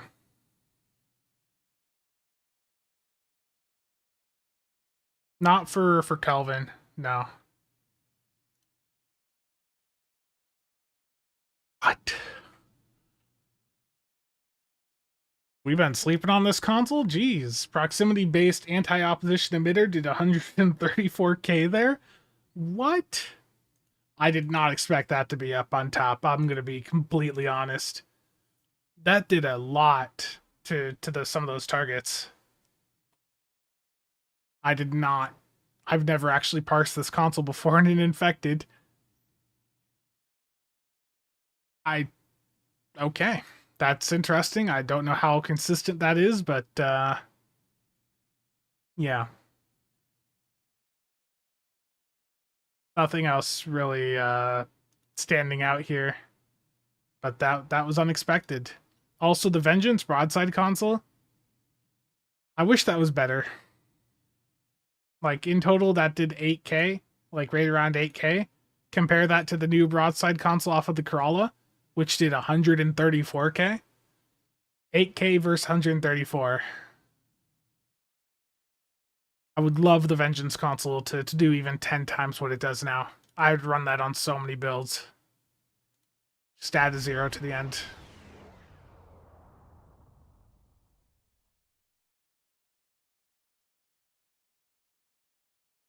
The elite pets from First Contact are a bit mid. Not mid. They're bad. They actually parse less than the Type 7s. Yeah, I don't know why I said mid. They parsed worse than the Type 7s, so not good. Yeah, that was an impressive result there from that. I'm gonna have to try that console out on my Arc Rail. See if that's something that's actually performing that well in like solo runs too, because that being my top line item was completely unexpected.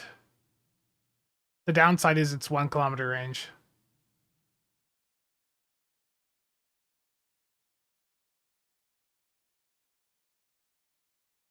Should explain why that's bad. Well, the Type 7s, the Type 7 pets are entirely like debuff, debuff focused pets. So the Type 7s, they're not meant to do damage themselves. They can with enough buffs, but they'll never match the high performing pets out there, like the Valors, the Toadouge, stuff like that. And these new pets, the ones from the event, the First Contact Day ones, the new pets did less damage than the Type 7s. That's really bad. That is terrible. Okay. The Kith. Yeah, let's take a look at the Kith trade again. I haven't looked at it since the day I tested it on stream. I don't think they've changed anything about it. They have Aceton Beam. Aceton Beam is just a debuff of outgoing damage on the foe. It's not a damage resistance debuff. So, they're not comparable. The corrosive impact trait from the Kith is still showing the plasma damage buffs on it. That's a great sign.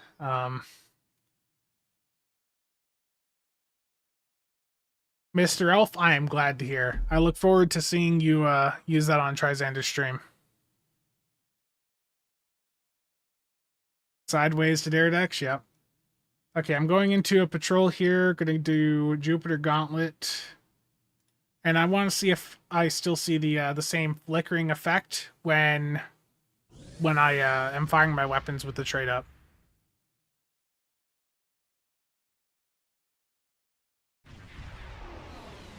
What's the second best? I mean, it's Type 7s, and then there's nothing really competing with... Well... Okay, if you don't have the Type 7s or you just don't want to run them, there's a couple of pets out there, like the Elite Alliance Fighter Squadrons or the Herc pets that have, like, some buffs on them. You can do that, but the Type 7s just... They're mega OP. We have multiple hull breaches in our... Containment breach! Evacuating all personnel! Hull is buckling. The Picard is dead in space.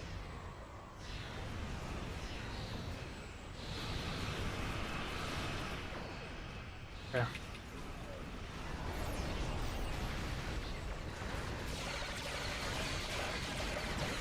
Yeah, I'm still seeing them flickers. I don't think the Kith trade has been, like, touched at all since its release.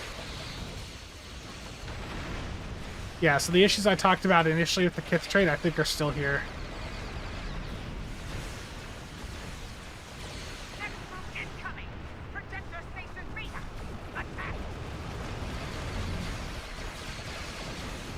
Maricat, the issue is it's the trait's like not functioning properly, so I can't give you an answer. They don't appear to have fixed it yet. I am working on a video going over some recent bugs, just to like break it all down and give them like a report on some of the issues. But yeah, right now I can't give you any advice for the Kith.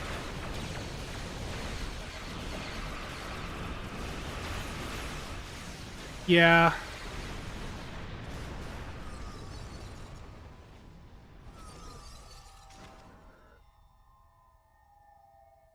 I mean, if you want it, then go for it. Dan, thank you for the bits. Very much appreciated. Thank you, Dan. So sad. I really wanted it for cloak-based build, yeah. I mean, if you want it, then go for it. If you've got one, then do it.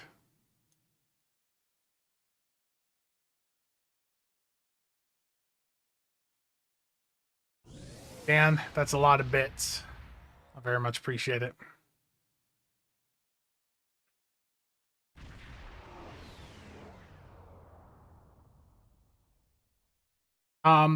So when I looked at the damage of the Kith trait, the testing I did right there wouldn't give you that data to give you the answer you're hoping for.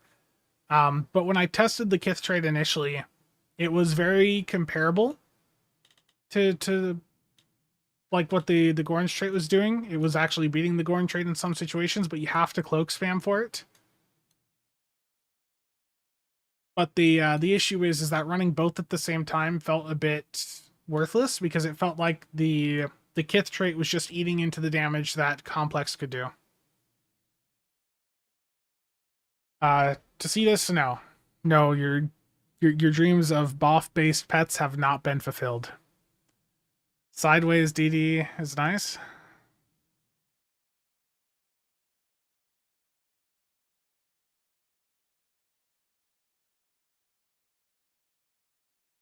Yeah.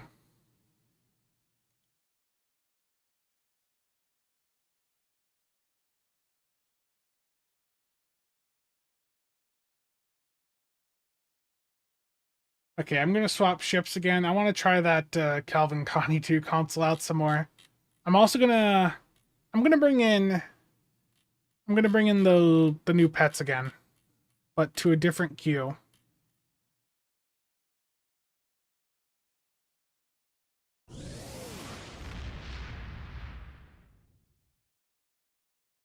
The Kith and Rallis, and then before that was it the Legendary Valdor?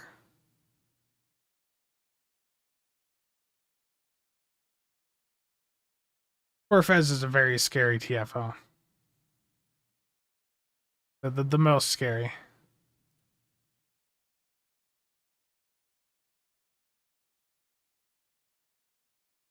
You know, that would be an interesting combo, Sam. That would be interesting.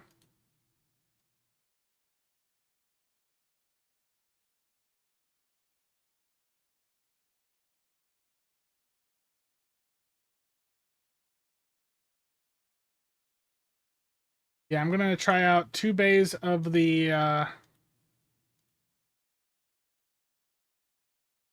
Elite Federation mission scout ships, and I'm gonna take them into a hive.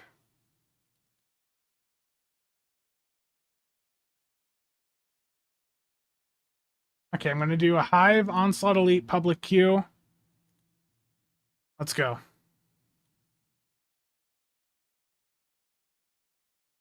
Hello, how's it going?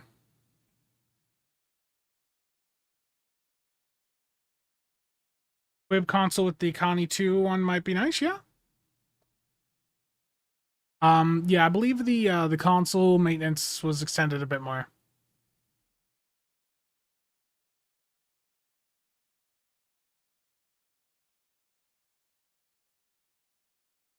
Yeah, doing good. Just trying out the new rewards from the first contact day event. And having some fun with some theme builds and all that. Uh-oh, Deca is here hide the leaks. Terrible. There's no leaks here.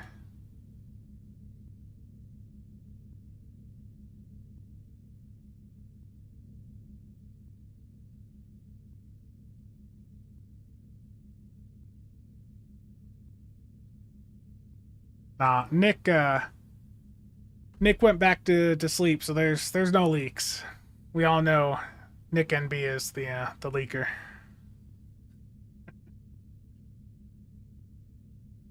Yeah, there's a lot of those older consoles that are still restricted. So public queue, Hive Onslaught Elite, if anyone wants to join. Hyperion, thank you for the Prime sub. Very much appreciated. There we go. There's the pop for Hive. We can do a Corfez after.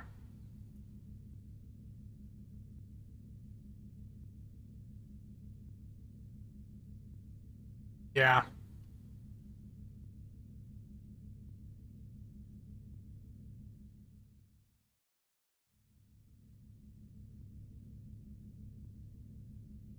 Casual build alert, 3-3 Psy Carrier. Hey, this thing may be 3-3, but it still packs quite a punch.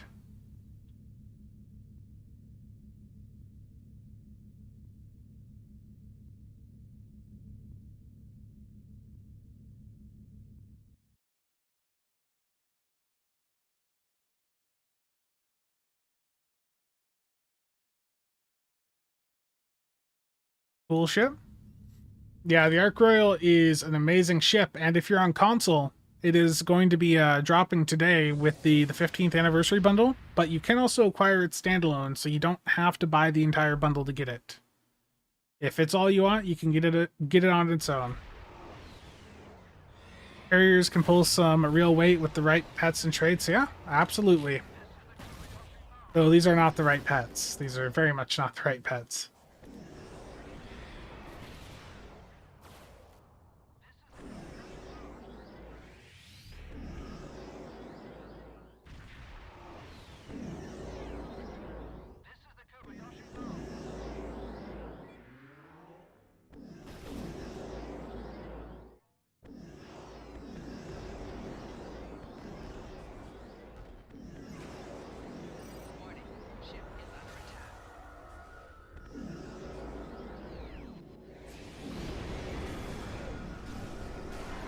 Only fools dream of victory where none can be had.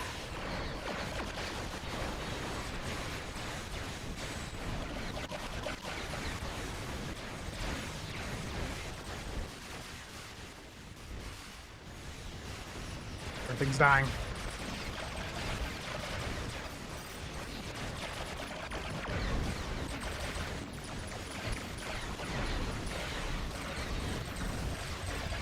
Little bit of rubber band right there. Oh, the builder didn't activate.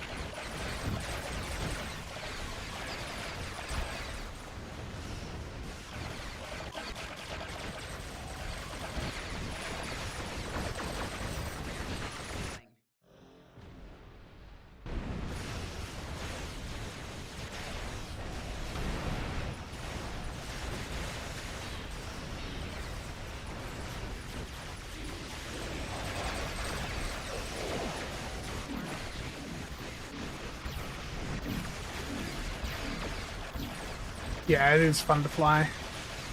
Your efforts are futile. Destroy this vessel, and I will claim Oh, feedback. Watch out.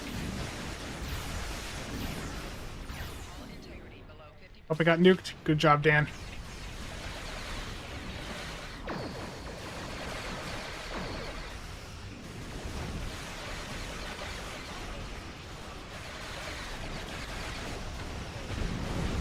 There we go. Let's see what the pets did. No, Dan got it.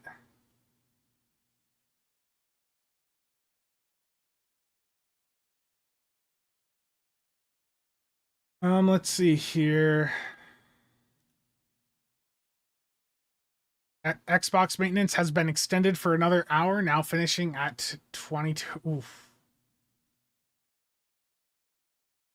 Okay, so proximity didn't do as high as it did in that last run, but still, that's one of the higher clicky consoles for that run. 2 bays of the new pets from the first Contact Day event did 30.5k. That's, yeah. And most of that came from my Credence console. So I have to say that the new pets from this event are just bad. Like the performance of them is just bad, unfortunately.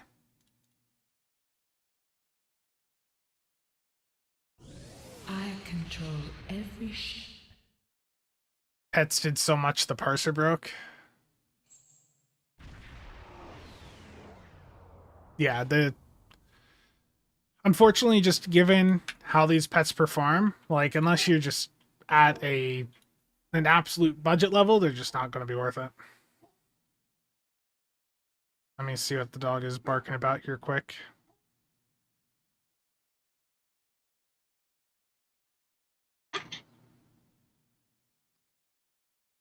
I will be back in just a moment, and then we'll do a Corfez.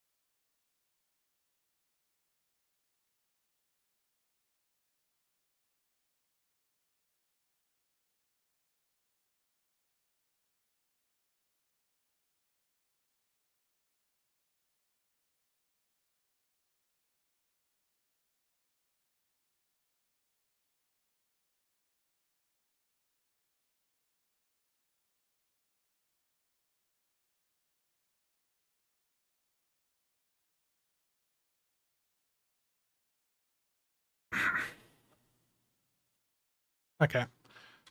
Sorry about that. Let's see. We're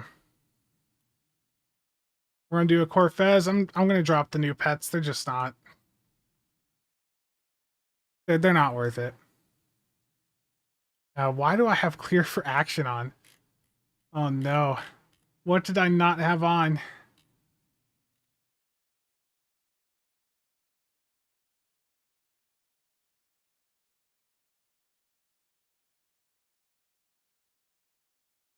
Okay, UD's on. Ruin got dropped? Oh no. I must have been trying that out for some reason and I just forgot to I forgot to put it back on. That's a rip. Okay, we're gonna do a Corfez. I'm gonna grab a side team here. And are the Herald space weapons any good? The truth is, Lord Draxus, is that the difference between weapon types is extremely small, and it almost always just is a visual difference, visual and sound. For anti-proton, there is an exception that the Baul anti-protons do have a reflection for each shot, then it is really good. But if you want to do Herald, they're perfectly fine. No, Lobby lockbox promo ships are not reclaimable unless you have them through MUDs or another bundle.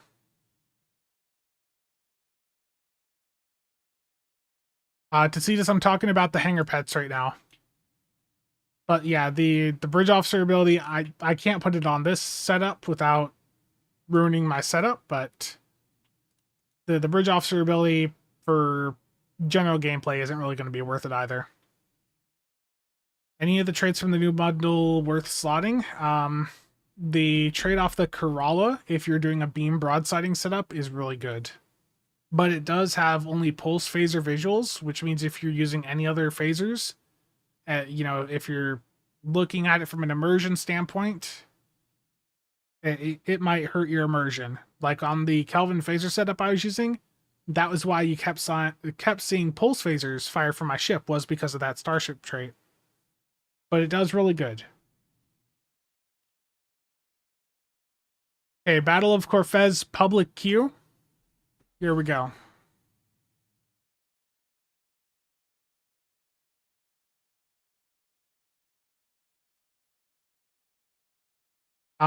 Your 2 T6 coupons are probably from the event campaign. So your event campaign coupons are restricted and cannot be used on brand new ships.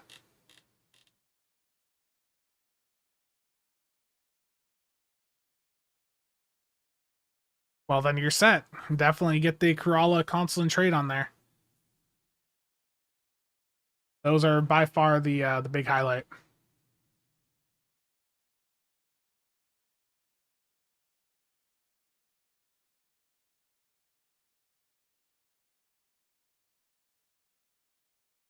Managed to get at least one. Hyperion, I don't remember if I said thank you for the Prime sub, but thank you. I'm just catching up on chat, make sure I didn't miss anything.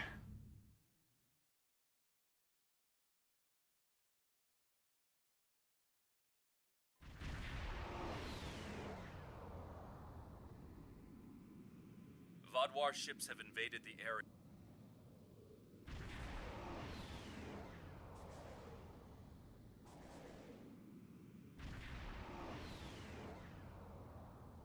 I wish the Viridian plasma weapons, they have a really nice visual effect, but they for whatever reason they travel slower. So they ended up getting dropped off a lot of builds because we found there was actually a performance hit from running them because of the slower travel time. No idea why it works like that, but it does, and it's unfortunate. The SV just misfired. That's a good start here.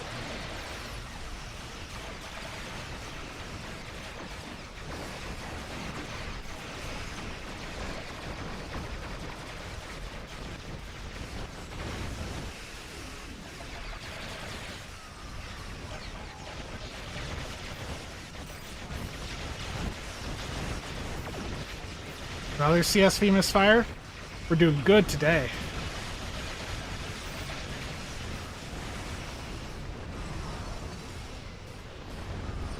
So for anyone not sure what I'm talking about, the CSV misfire means I hit my cannon scatter volley and it didn't go off. It just went back on timer. It means my weapons aren't getting cannon scatter volley, which is not a good thing. Very bad.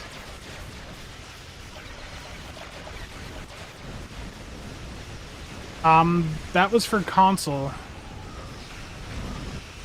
I tried it after the last patch and it was still, like, really bad. But that was listed for console. The PC side of the patch notes had, like, 2 lines. What is the large red shield? It is the console from the Kelvin Constitution 2. That's the promo variant of the Kelvin Connie that dropped last year.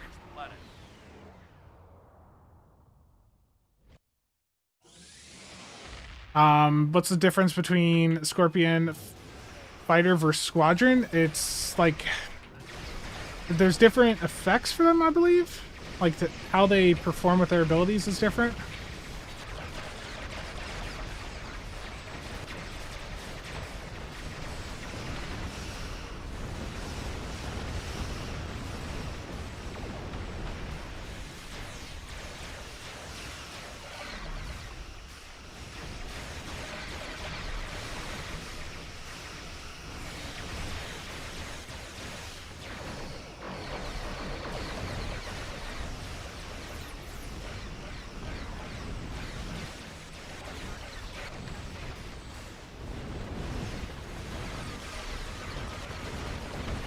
Hardest AI faction to go against? I mean, the Vaudois are often complained about because of the subnukes they have and just some of the abilities they use, but I would say them or any of the groups that have like feedback pulls on a bunch of the mobs, those can be quite annoying.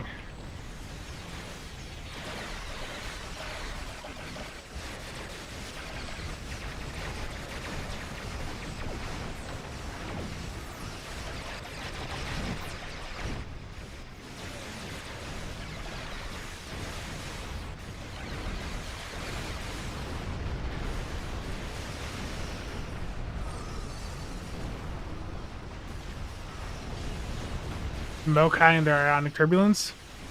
Yeah, but that can definitely be annoying at points too, absolutely.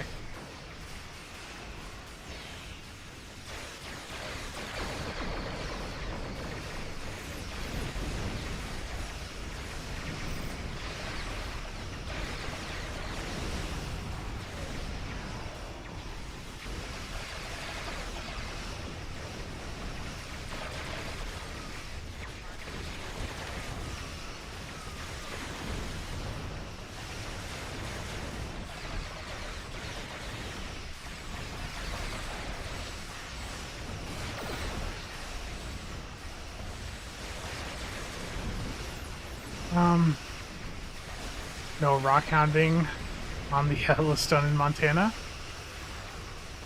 Tech Systems chat. Oh, did you win a ship, Nick? It's flown by too fast for me because... Yeah, because I'm in combat. But congrats if you got one, Nick.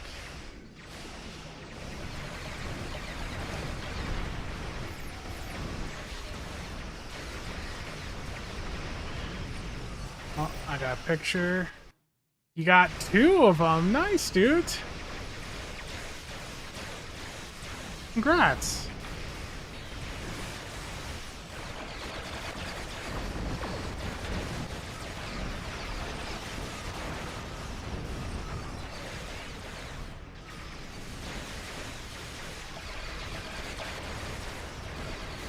Yeah, 2 ships. Congrats, man. I'm happy for you.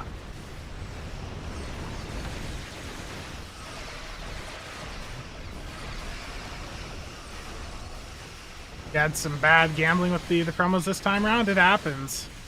It's why I tell people if you really want a ship, you know, just buy it off the exchange. Like, even if it costs you 1.8 billion, like going through like a trade channel, that's going to be cheaper than what it typically costs on average opening them boxes.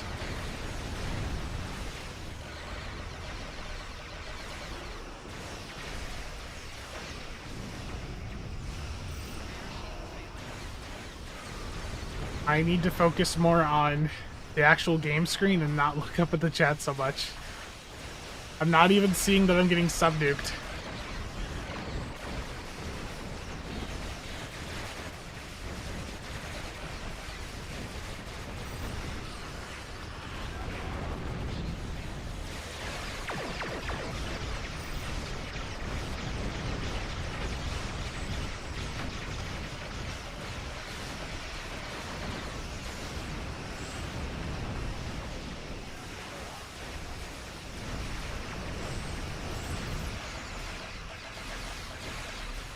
Why was the Kelvin timeline Einstein such a failure compared to the Connie or Vengeance? Like, are you talking about like in-game stats or lore-wise?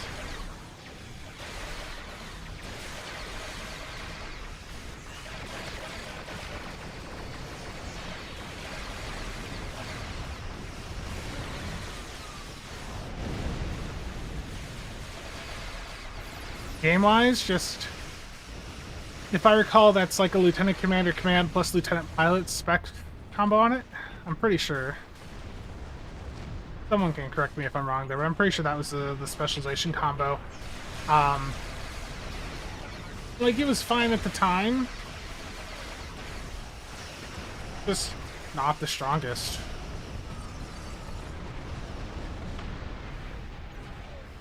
It's also just a ship model that, you know, that there's some people that are big fans of it, but not everyone is.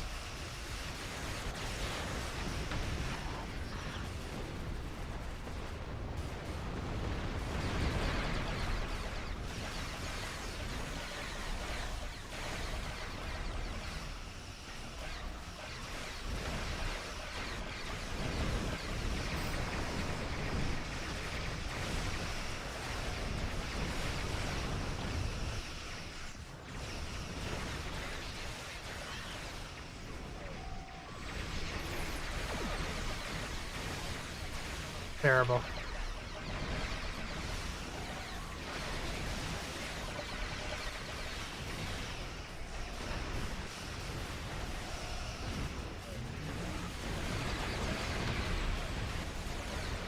Console's not gonna get a free T6 coupon for the downtime.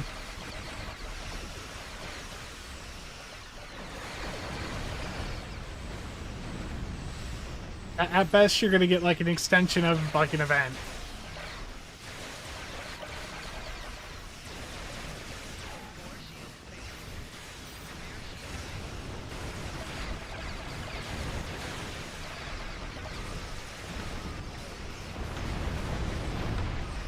Yeah, I hate to say I actually sort of am liking this Kelvin Connie 2 console. I feel bad, feel dirty saying it after saying I wasn't a big fan of it a year ago. It's growing on me. I'm thinking like imagine like a tank setup that's doing, yeah, like PBR pull, running that. It'd be fun. Well, how the tables turn. Automated blockade defense line.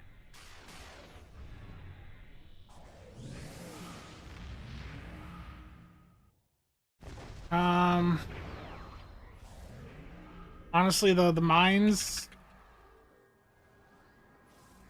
Didn't they release? Yeah, there's like a Vodwar Torp that's like shoots out mines, right? So, I mean, it's already a thing.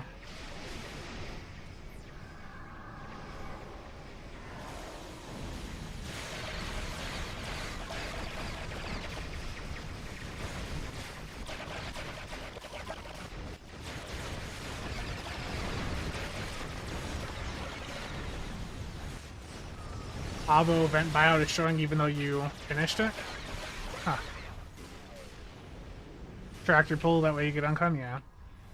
You felt the disturbance in the force? Sark, how's it going?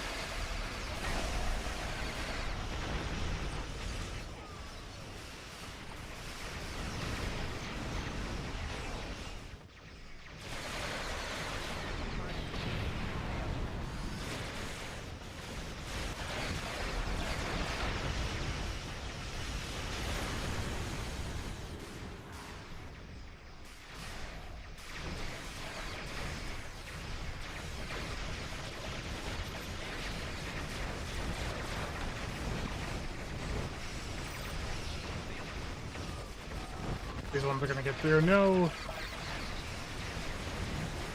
I got sub-nuked twice in a row.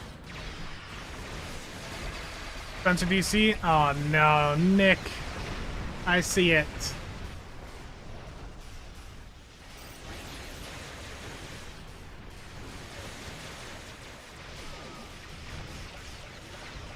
I approve of the ship name. nicknamed his clump ship the Packlid Chicken Orange.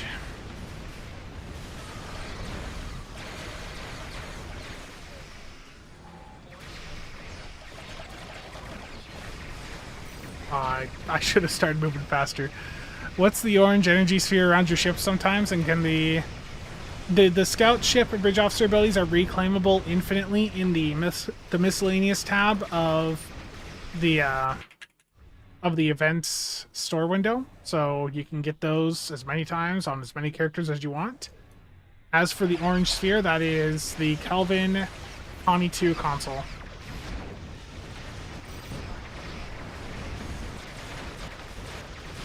Yeah, this is the console off the Kelvin Constitution 2, the promo version of the Kelvin Connie that dropped about a year ago.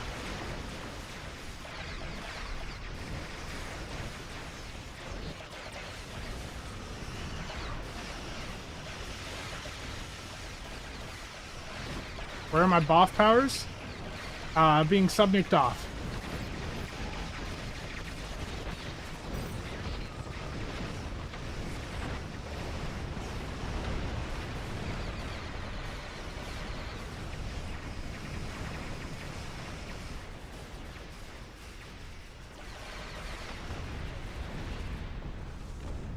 Okay.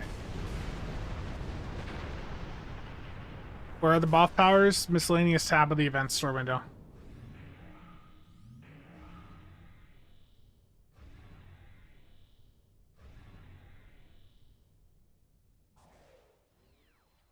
How do you clear disables in PvE compared to PvP in here? I mean, any debuff cleanses that would work in PvP would also work in PvE. Nick, if you've bought the event out there and you've opened the box, they'd be under miscellaneous. Right there. We're pushing the Vaadwaur back, but they're not.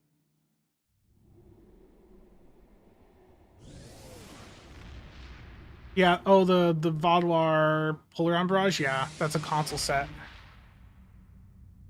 SRO is... We're pushing the. SROs are Watchers. Watchers are better if your crit chance is low.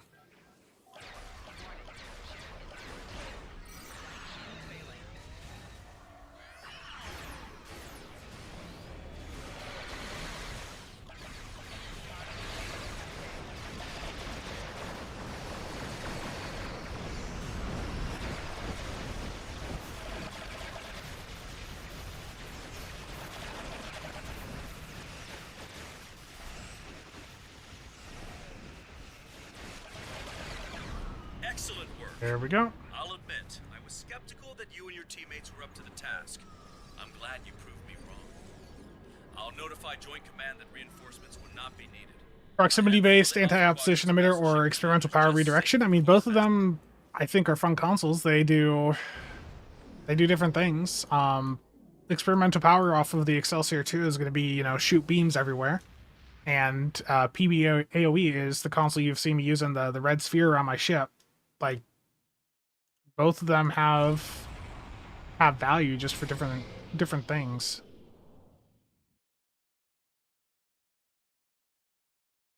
How does the first contact reward perform? The new pets are horrible. They did less damage than my Type 7s. And remember, Type 7s aren't there to do damage. Type 7s are there to debuff. The new pets did less damage than my Type 7s.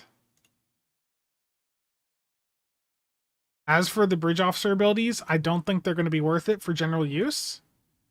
Yeah, I had too much combat going on, Nick. I missed it. Yeah, for general use, the new bridge officer abilities probably aren't going to matter to most people.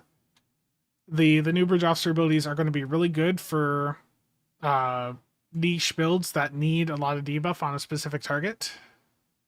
But yeah. Oofed.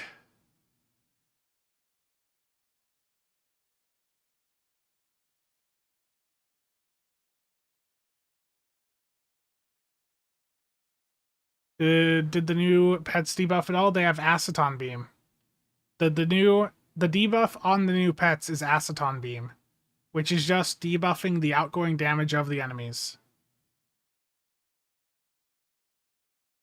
Yeah. Oh, okay. Yeah. Alcoholic Fish Monster, that is quite the name. Thank you for the follow. How do they compare to shuttles that do damage? They don't. Like, the Type 7s are not pets that are meant to really do much damage, and the Type 7s out DPS the new pets. Yes, I am using the 2411 skin on the Arc Royal.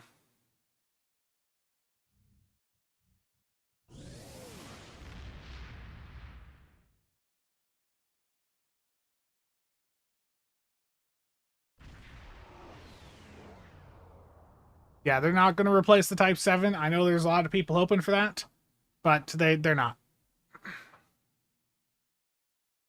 No. Not even close.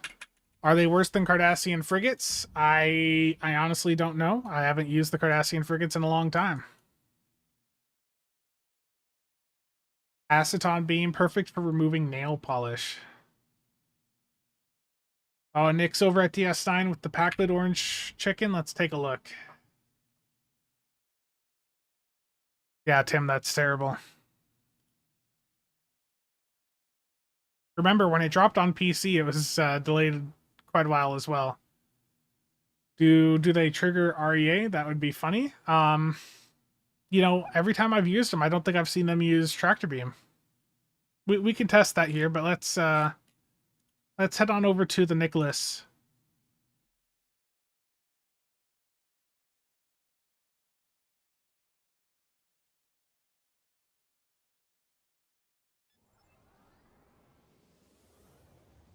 Did I see a rumor that we might be getting the Echelon class sometime this year? It's been widely requested, and there was just recently, in the past week, changes made to the Sagan, and I'm sorry, I mispronounced it. Sagan. You feel better? So here's a clump ship in person from the one and only Nick NB. Yeah, the Echelon is the Sagan without the bottom nacelles. Laggy DS9.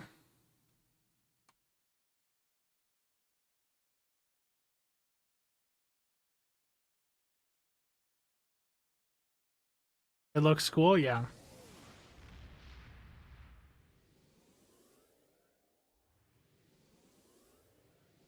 Where's my clump ship? I don't have one. I mean, like I said earlier, I'm not going to gamble for one. I'm not going to gamble for it. If one pops up on the exchange at a good price, I'll pick it up. In fact, I'm going to liquidate some stuff right now.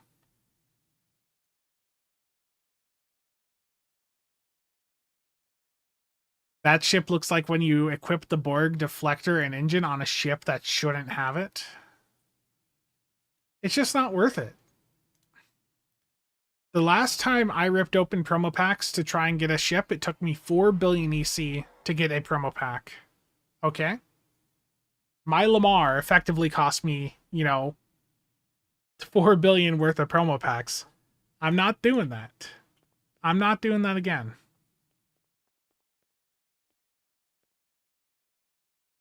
I'm sorry if that disappoints people, but it's just such a terrible thing on my part to do. Okay.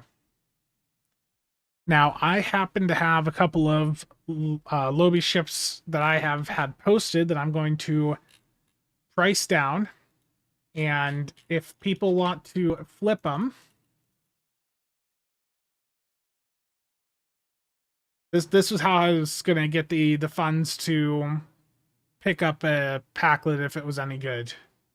So what I'm going to do, if anyone wants to go in and pick these up as a flipping opportunity, I'm putting up a couple Adaliths and Zols. 195 per. Flip them, use them, I don't care. But if you want to buy them, I'm just going to liquidate them.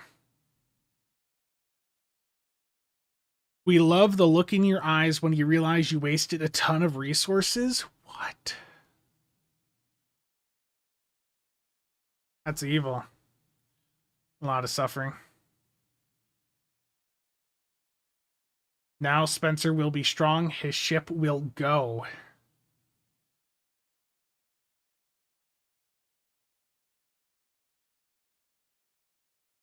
You love the clump ship's crab legs? Ice Knight? The Dizal has value for PvP.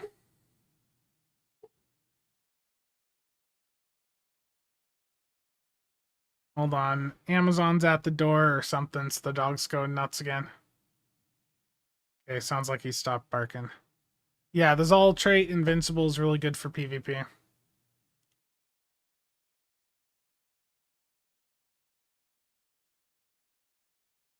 No gambling. I've had it with gambling.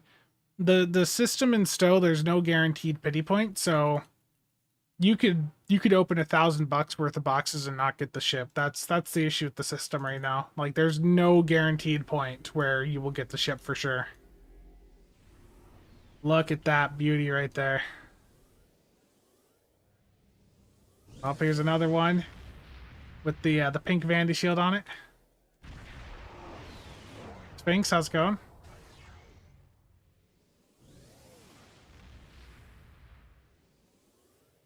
Yeah. There it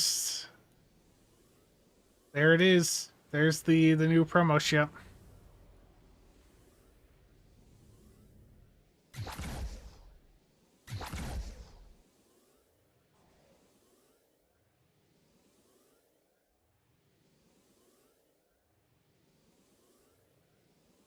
Nick, do you have the Borg 3-piece? Can you toss that Vandy on just so people can see it quick? Yeah, it's so I've had an issue recently where because I have a monitor plugged in directly to my motherboard, the integrated graphics on the motherboard, for whatever reason, like half the time when I start the game, it goes to that and resets my my graphics settings. Is the shipper trait good? The Packlid ship, I don't think the ship is like stats wise anything that special. The console, we need to see some performance testing on to know whether or not it's good. Yeah, the deflector impulse shield. Sounds like an AMD problem.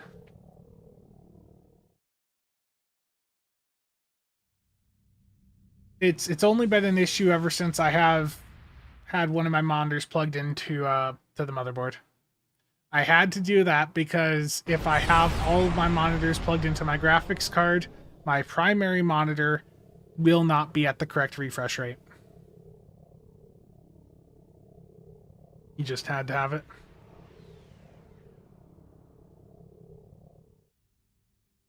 Yeah, I'd also right now I'd recommend against going and opening to any of the promo packs without them having the DOF ones in. If you're opening promo packs, you really want to open DOF ones. Yeah, I was seeing that from Gamers Nexus. They were having some issues with the latest NVIDIA drivers.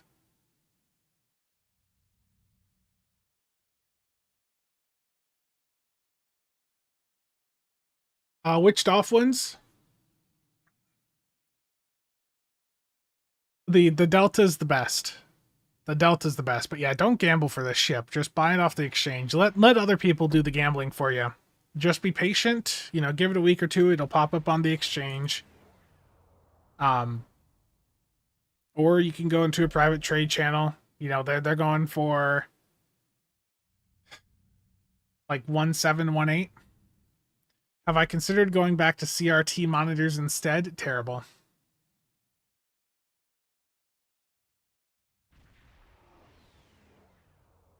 Is that Triz? No.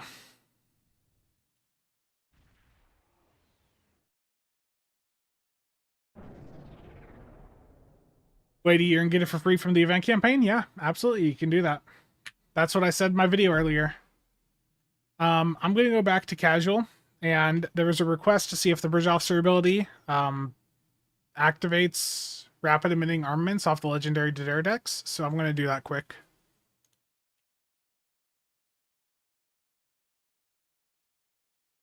I don't have room for more monitors. I was just saying this to Nick and McStud the other night, or might have been Chaps in there, I don't remember. I've got too many monitors right now. Like right now in front of me is 6 monitors. The prompter is 1. I have a PC like status dashboard down below, which is technically another. And then I've got my 4 actual monitors. I've got too many. I don't need more.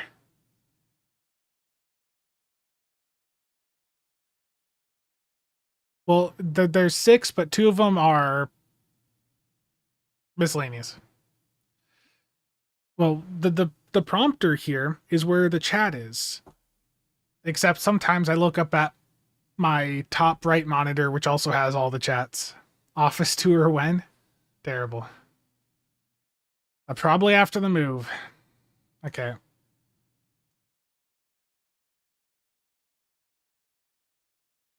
Make the whole room a monitor.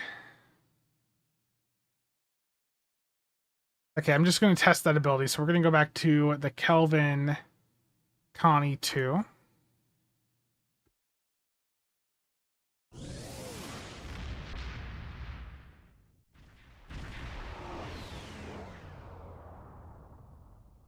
May as well just build the holodeck.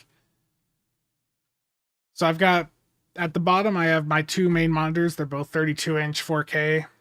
Those are what I do most of my work on. Up above is my old ultra-wide that I got several years ago. It's on its last legs.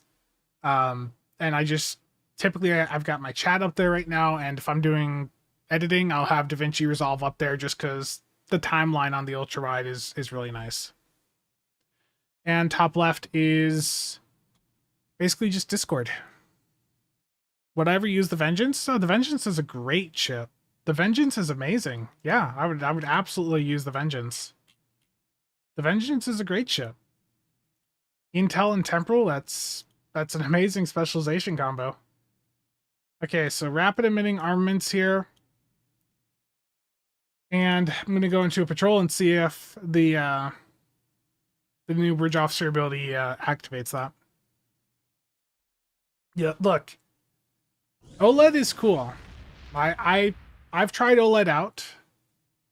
Ginger Russ. To be honest, I prefer like a good mini LED panel. The recent conflict at Jupiter Station brought up a number. I have tried OLEDs out. I've got an OLED in front of me. I prefer mini LED IPS. Personally. Hull is buckling. The Picard is dead in space. Okay, do these things even use tractor beam? When they get close, do they use tractor beam? Nope.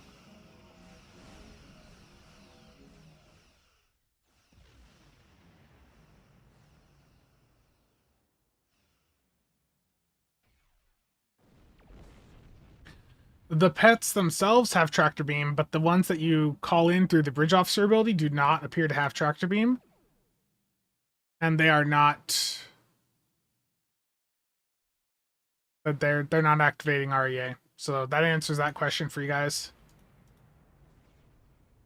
For reference, this is REA.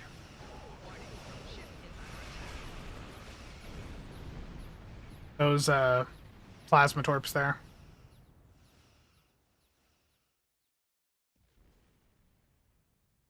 You don't think you've seen a mini IPS? There's not a ton of them on the US market.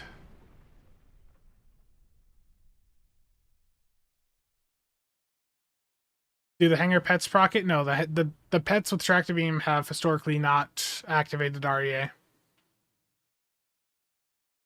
Your pets don't inherit the majority of your traits unless it's specific. Yeah, QD OLED. That's what I've got here in front of me now. And then I've also got the mini LED. It's also because most of the time now, the OLED's really good in HDR, but most of the time, like I need to be in SDR. Like right now, it's a lot easier for me to do like streaming recording in SDR just with OBS.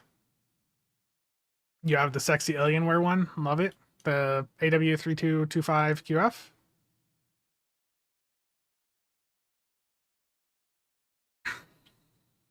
Yeah, okay, so that answers that question.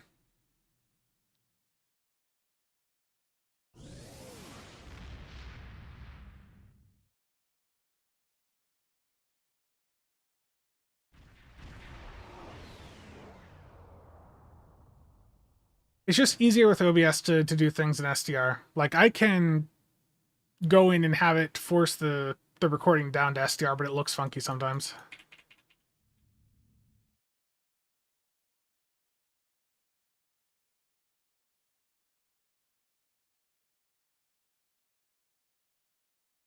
Yeah, that's right. Okay, I know that one because that's what I have. It's good. It's just I prefer the other one. Yeah, I mean, Merc Worker. As soon as they go in and like buff up Merc Worker, things are going to be better. Like all of a sudden, we're going to be looking at a bunch of older ships that we'd written off and be like, okay, this is good now. The same thing happened, with some of the other revamps they've done over the years. Pilot used to be a joke, and then they brought some buffs in for Pilot, and Pilot's in a much better state. If they go and do it, yeah. I think they should. It'd be very wise on their part to do it.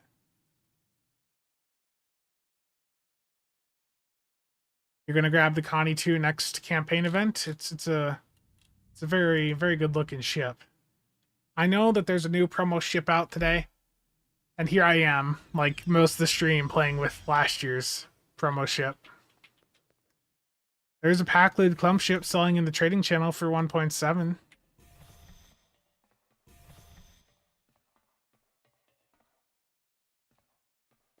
Balance pass would be good.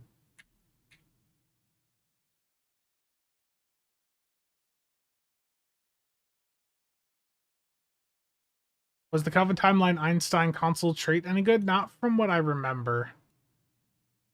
And I think it's the same for the D7, the Kelvin Timeline D7. I think they had like the same trait. I don't remember if it was the same console.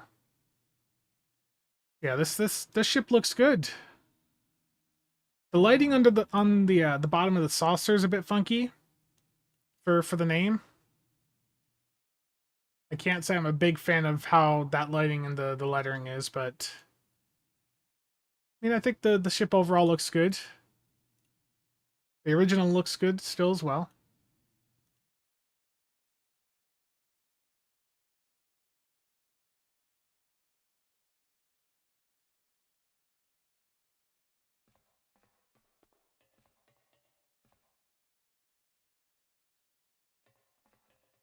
How can I get all 11 ground space traits? I have the elite captain on the character already.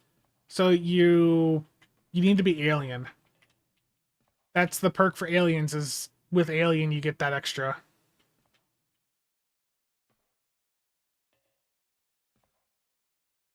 Yeah, the burn-in, that's very much a negative to OLED.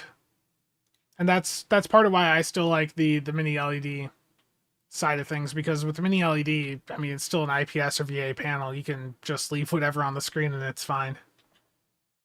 I feel like they would have to be careful not to go too far with Merc Worker buffs, otherwise they just become the new best to the additional console. Well, I mean, the thing is right now is that is basically the only value really Merc Worker has to offer is that extra console.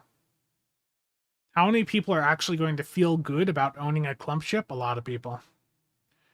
For a lot of people, it is a very immersive ship. Are they going to do a texture update for all the Rise outfits this year? I don't know. I don't know. I remember seeing in the patch, I believe, that console just got, that there was something about the rise of floaters that was adjusted. So I wonder if we might be seeing some updates to that map finally.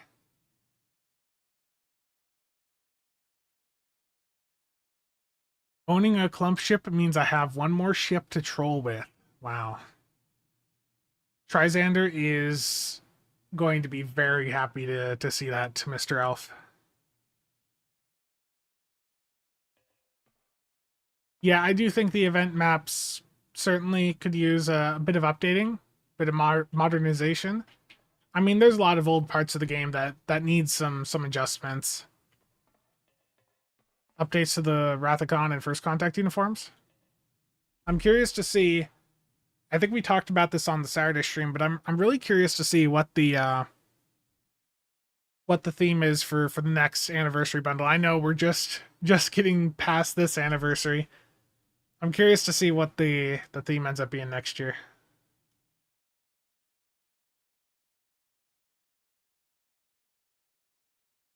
Strange New Worlds, Monster Maroon variant uniform. All clump ships.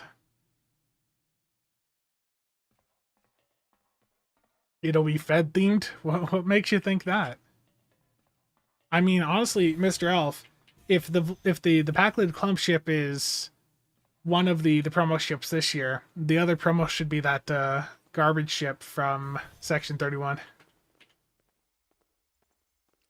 only a matter of time till we get those ships in here, and I look forward to it.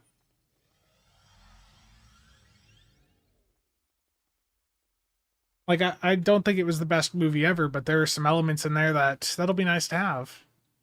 I assume at this point, anyone that was going to watch the movie has watched it. But yeah, give us the exploding teddy bear.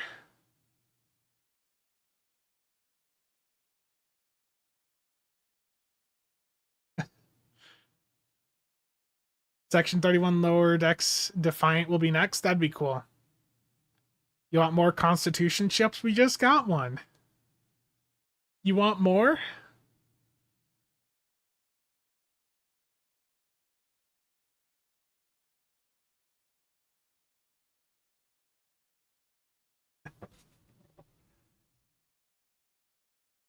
I want to know what the May C store bundle theme will be. Is there going to be a May C store bundle? That's the question. All the ships have sold. Thank you, everyone. Enjoy the profits. 1.56 billion.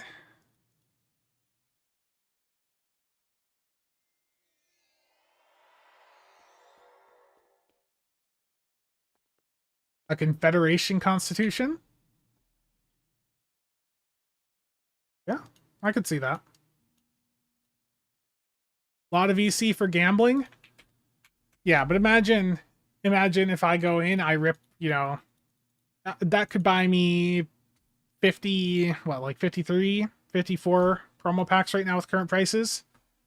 Like, that's not enough packs to guarantee a ship.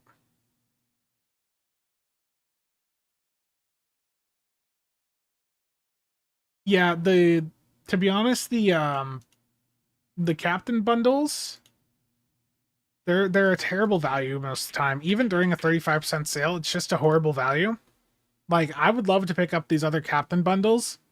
If they ever put them at like a 50% discount, I think I could probably justify some of them at some point, but 35% off for a single ship? That's just rough. You got yours after 78 promo packs. Right now, well, XGEM, the issue is only R&D promo packs are available right now. The DOF ones, which are the ones that you should really go for, the DOF promo packs are so much better value because the contents of the DOF promos are much, much better. Those aren't available right now, so only R&D ones are, and that means everyone is buying them, and there's only one listing to compete.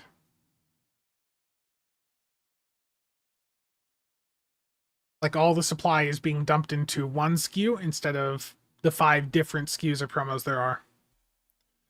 What's the pity point for promo packs? Isn't it like 140 something?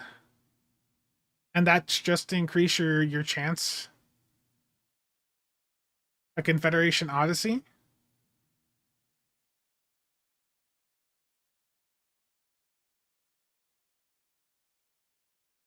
Wish we could get a refit Donnie.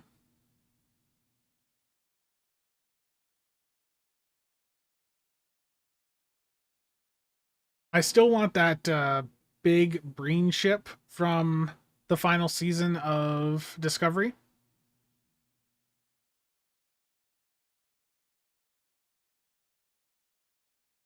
Confederation J. We need another Sovereign. We need a good one. We need a good Sovereign, okay? I want a good Sovereign class in STO. Is that too much to ask for?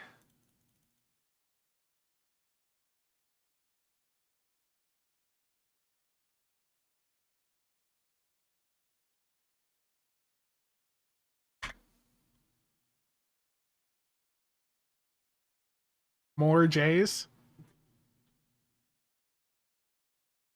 Yeah, that'd be cool, Josh. I know the KDF side could certainly use some more ships. The non-Fed factions in general just need more ships. Jem'Hadar are the worst off in that regard. Yeah, more ships would be good. We need another torp boat like the Eagle, but different. What we need is a good tier 6 bird of prey. I mean, there's the legendary one. Isn't that such a wonderful ship? The legendary bird of prey. I can't English today or any day. I think reading that blog earlier gave me a little bit of a stroke. all the packlid wording there.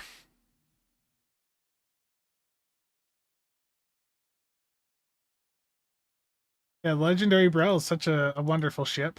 4-2. Yeah. Okay, guys. I am going to wrap things up. Let's see. Who do we have on the Twitch side?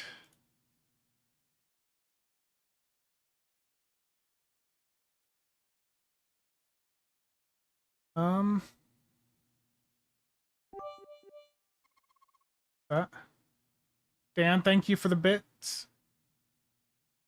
The current sovereigns, they're usable. They're just not amazing. I'm looking at the stow category.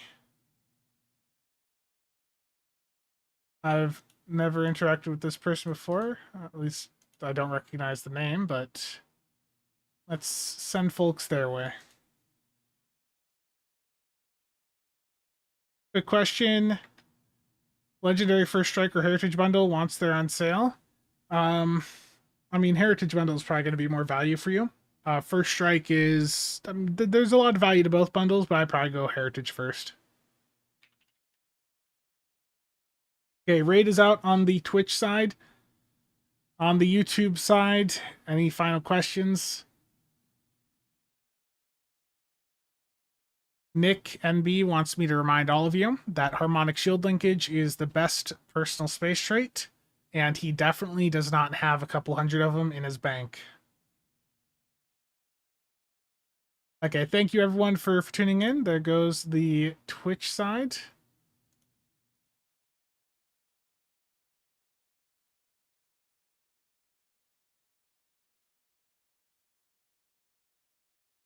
Okay. Twitch side is out. And on the YouTube side, I told Nick to stream, but he said no. So I can't pass you guys over to him. Now that Twitch is gone, you can start opening packs. Oh no. Terrible. Terrible, terrible, terrible. Okay. Thank you all for tuning in. I will see you guys around.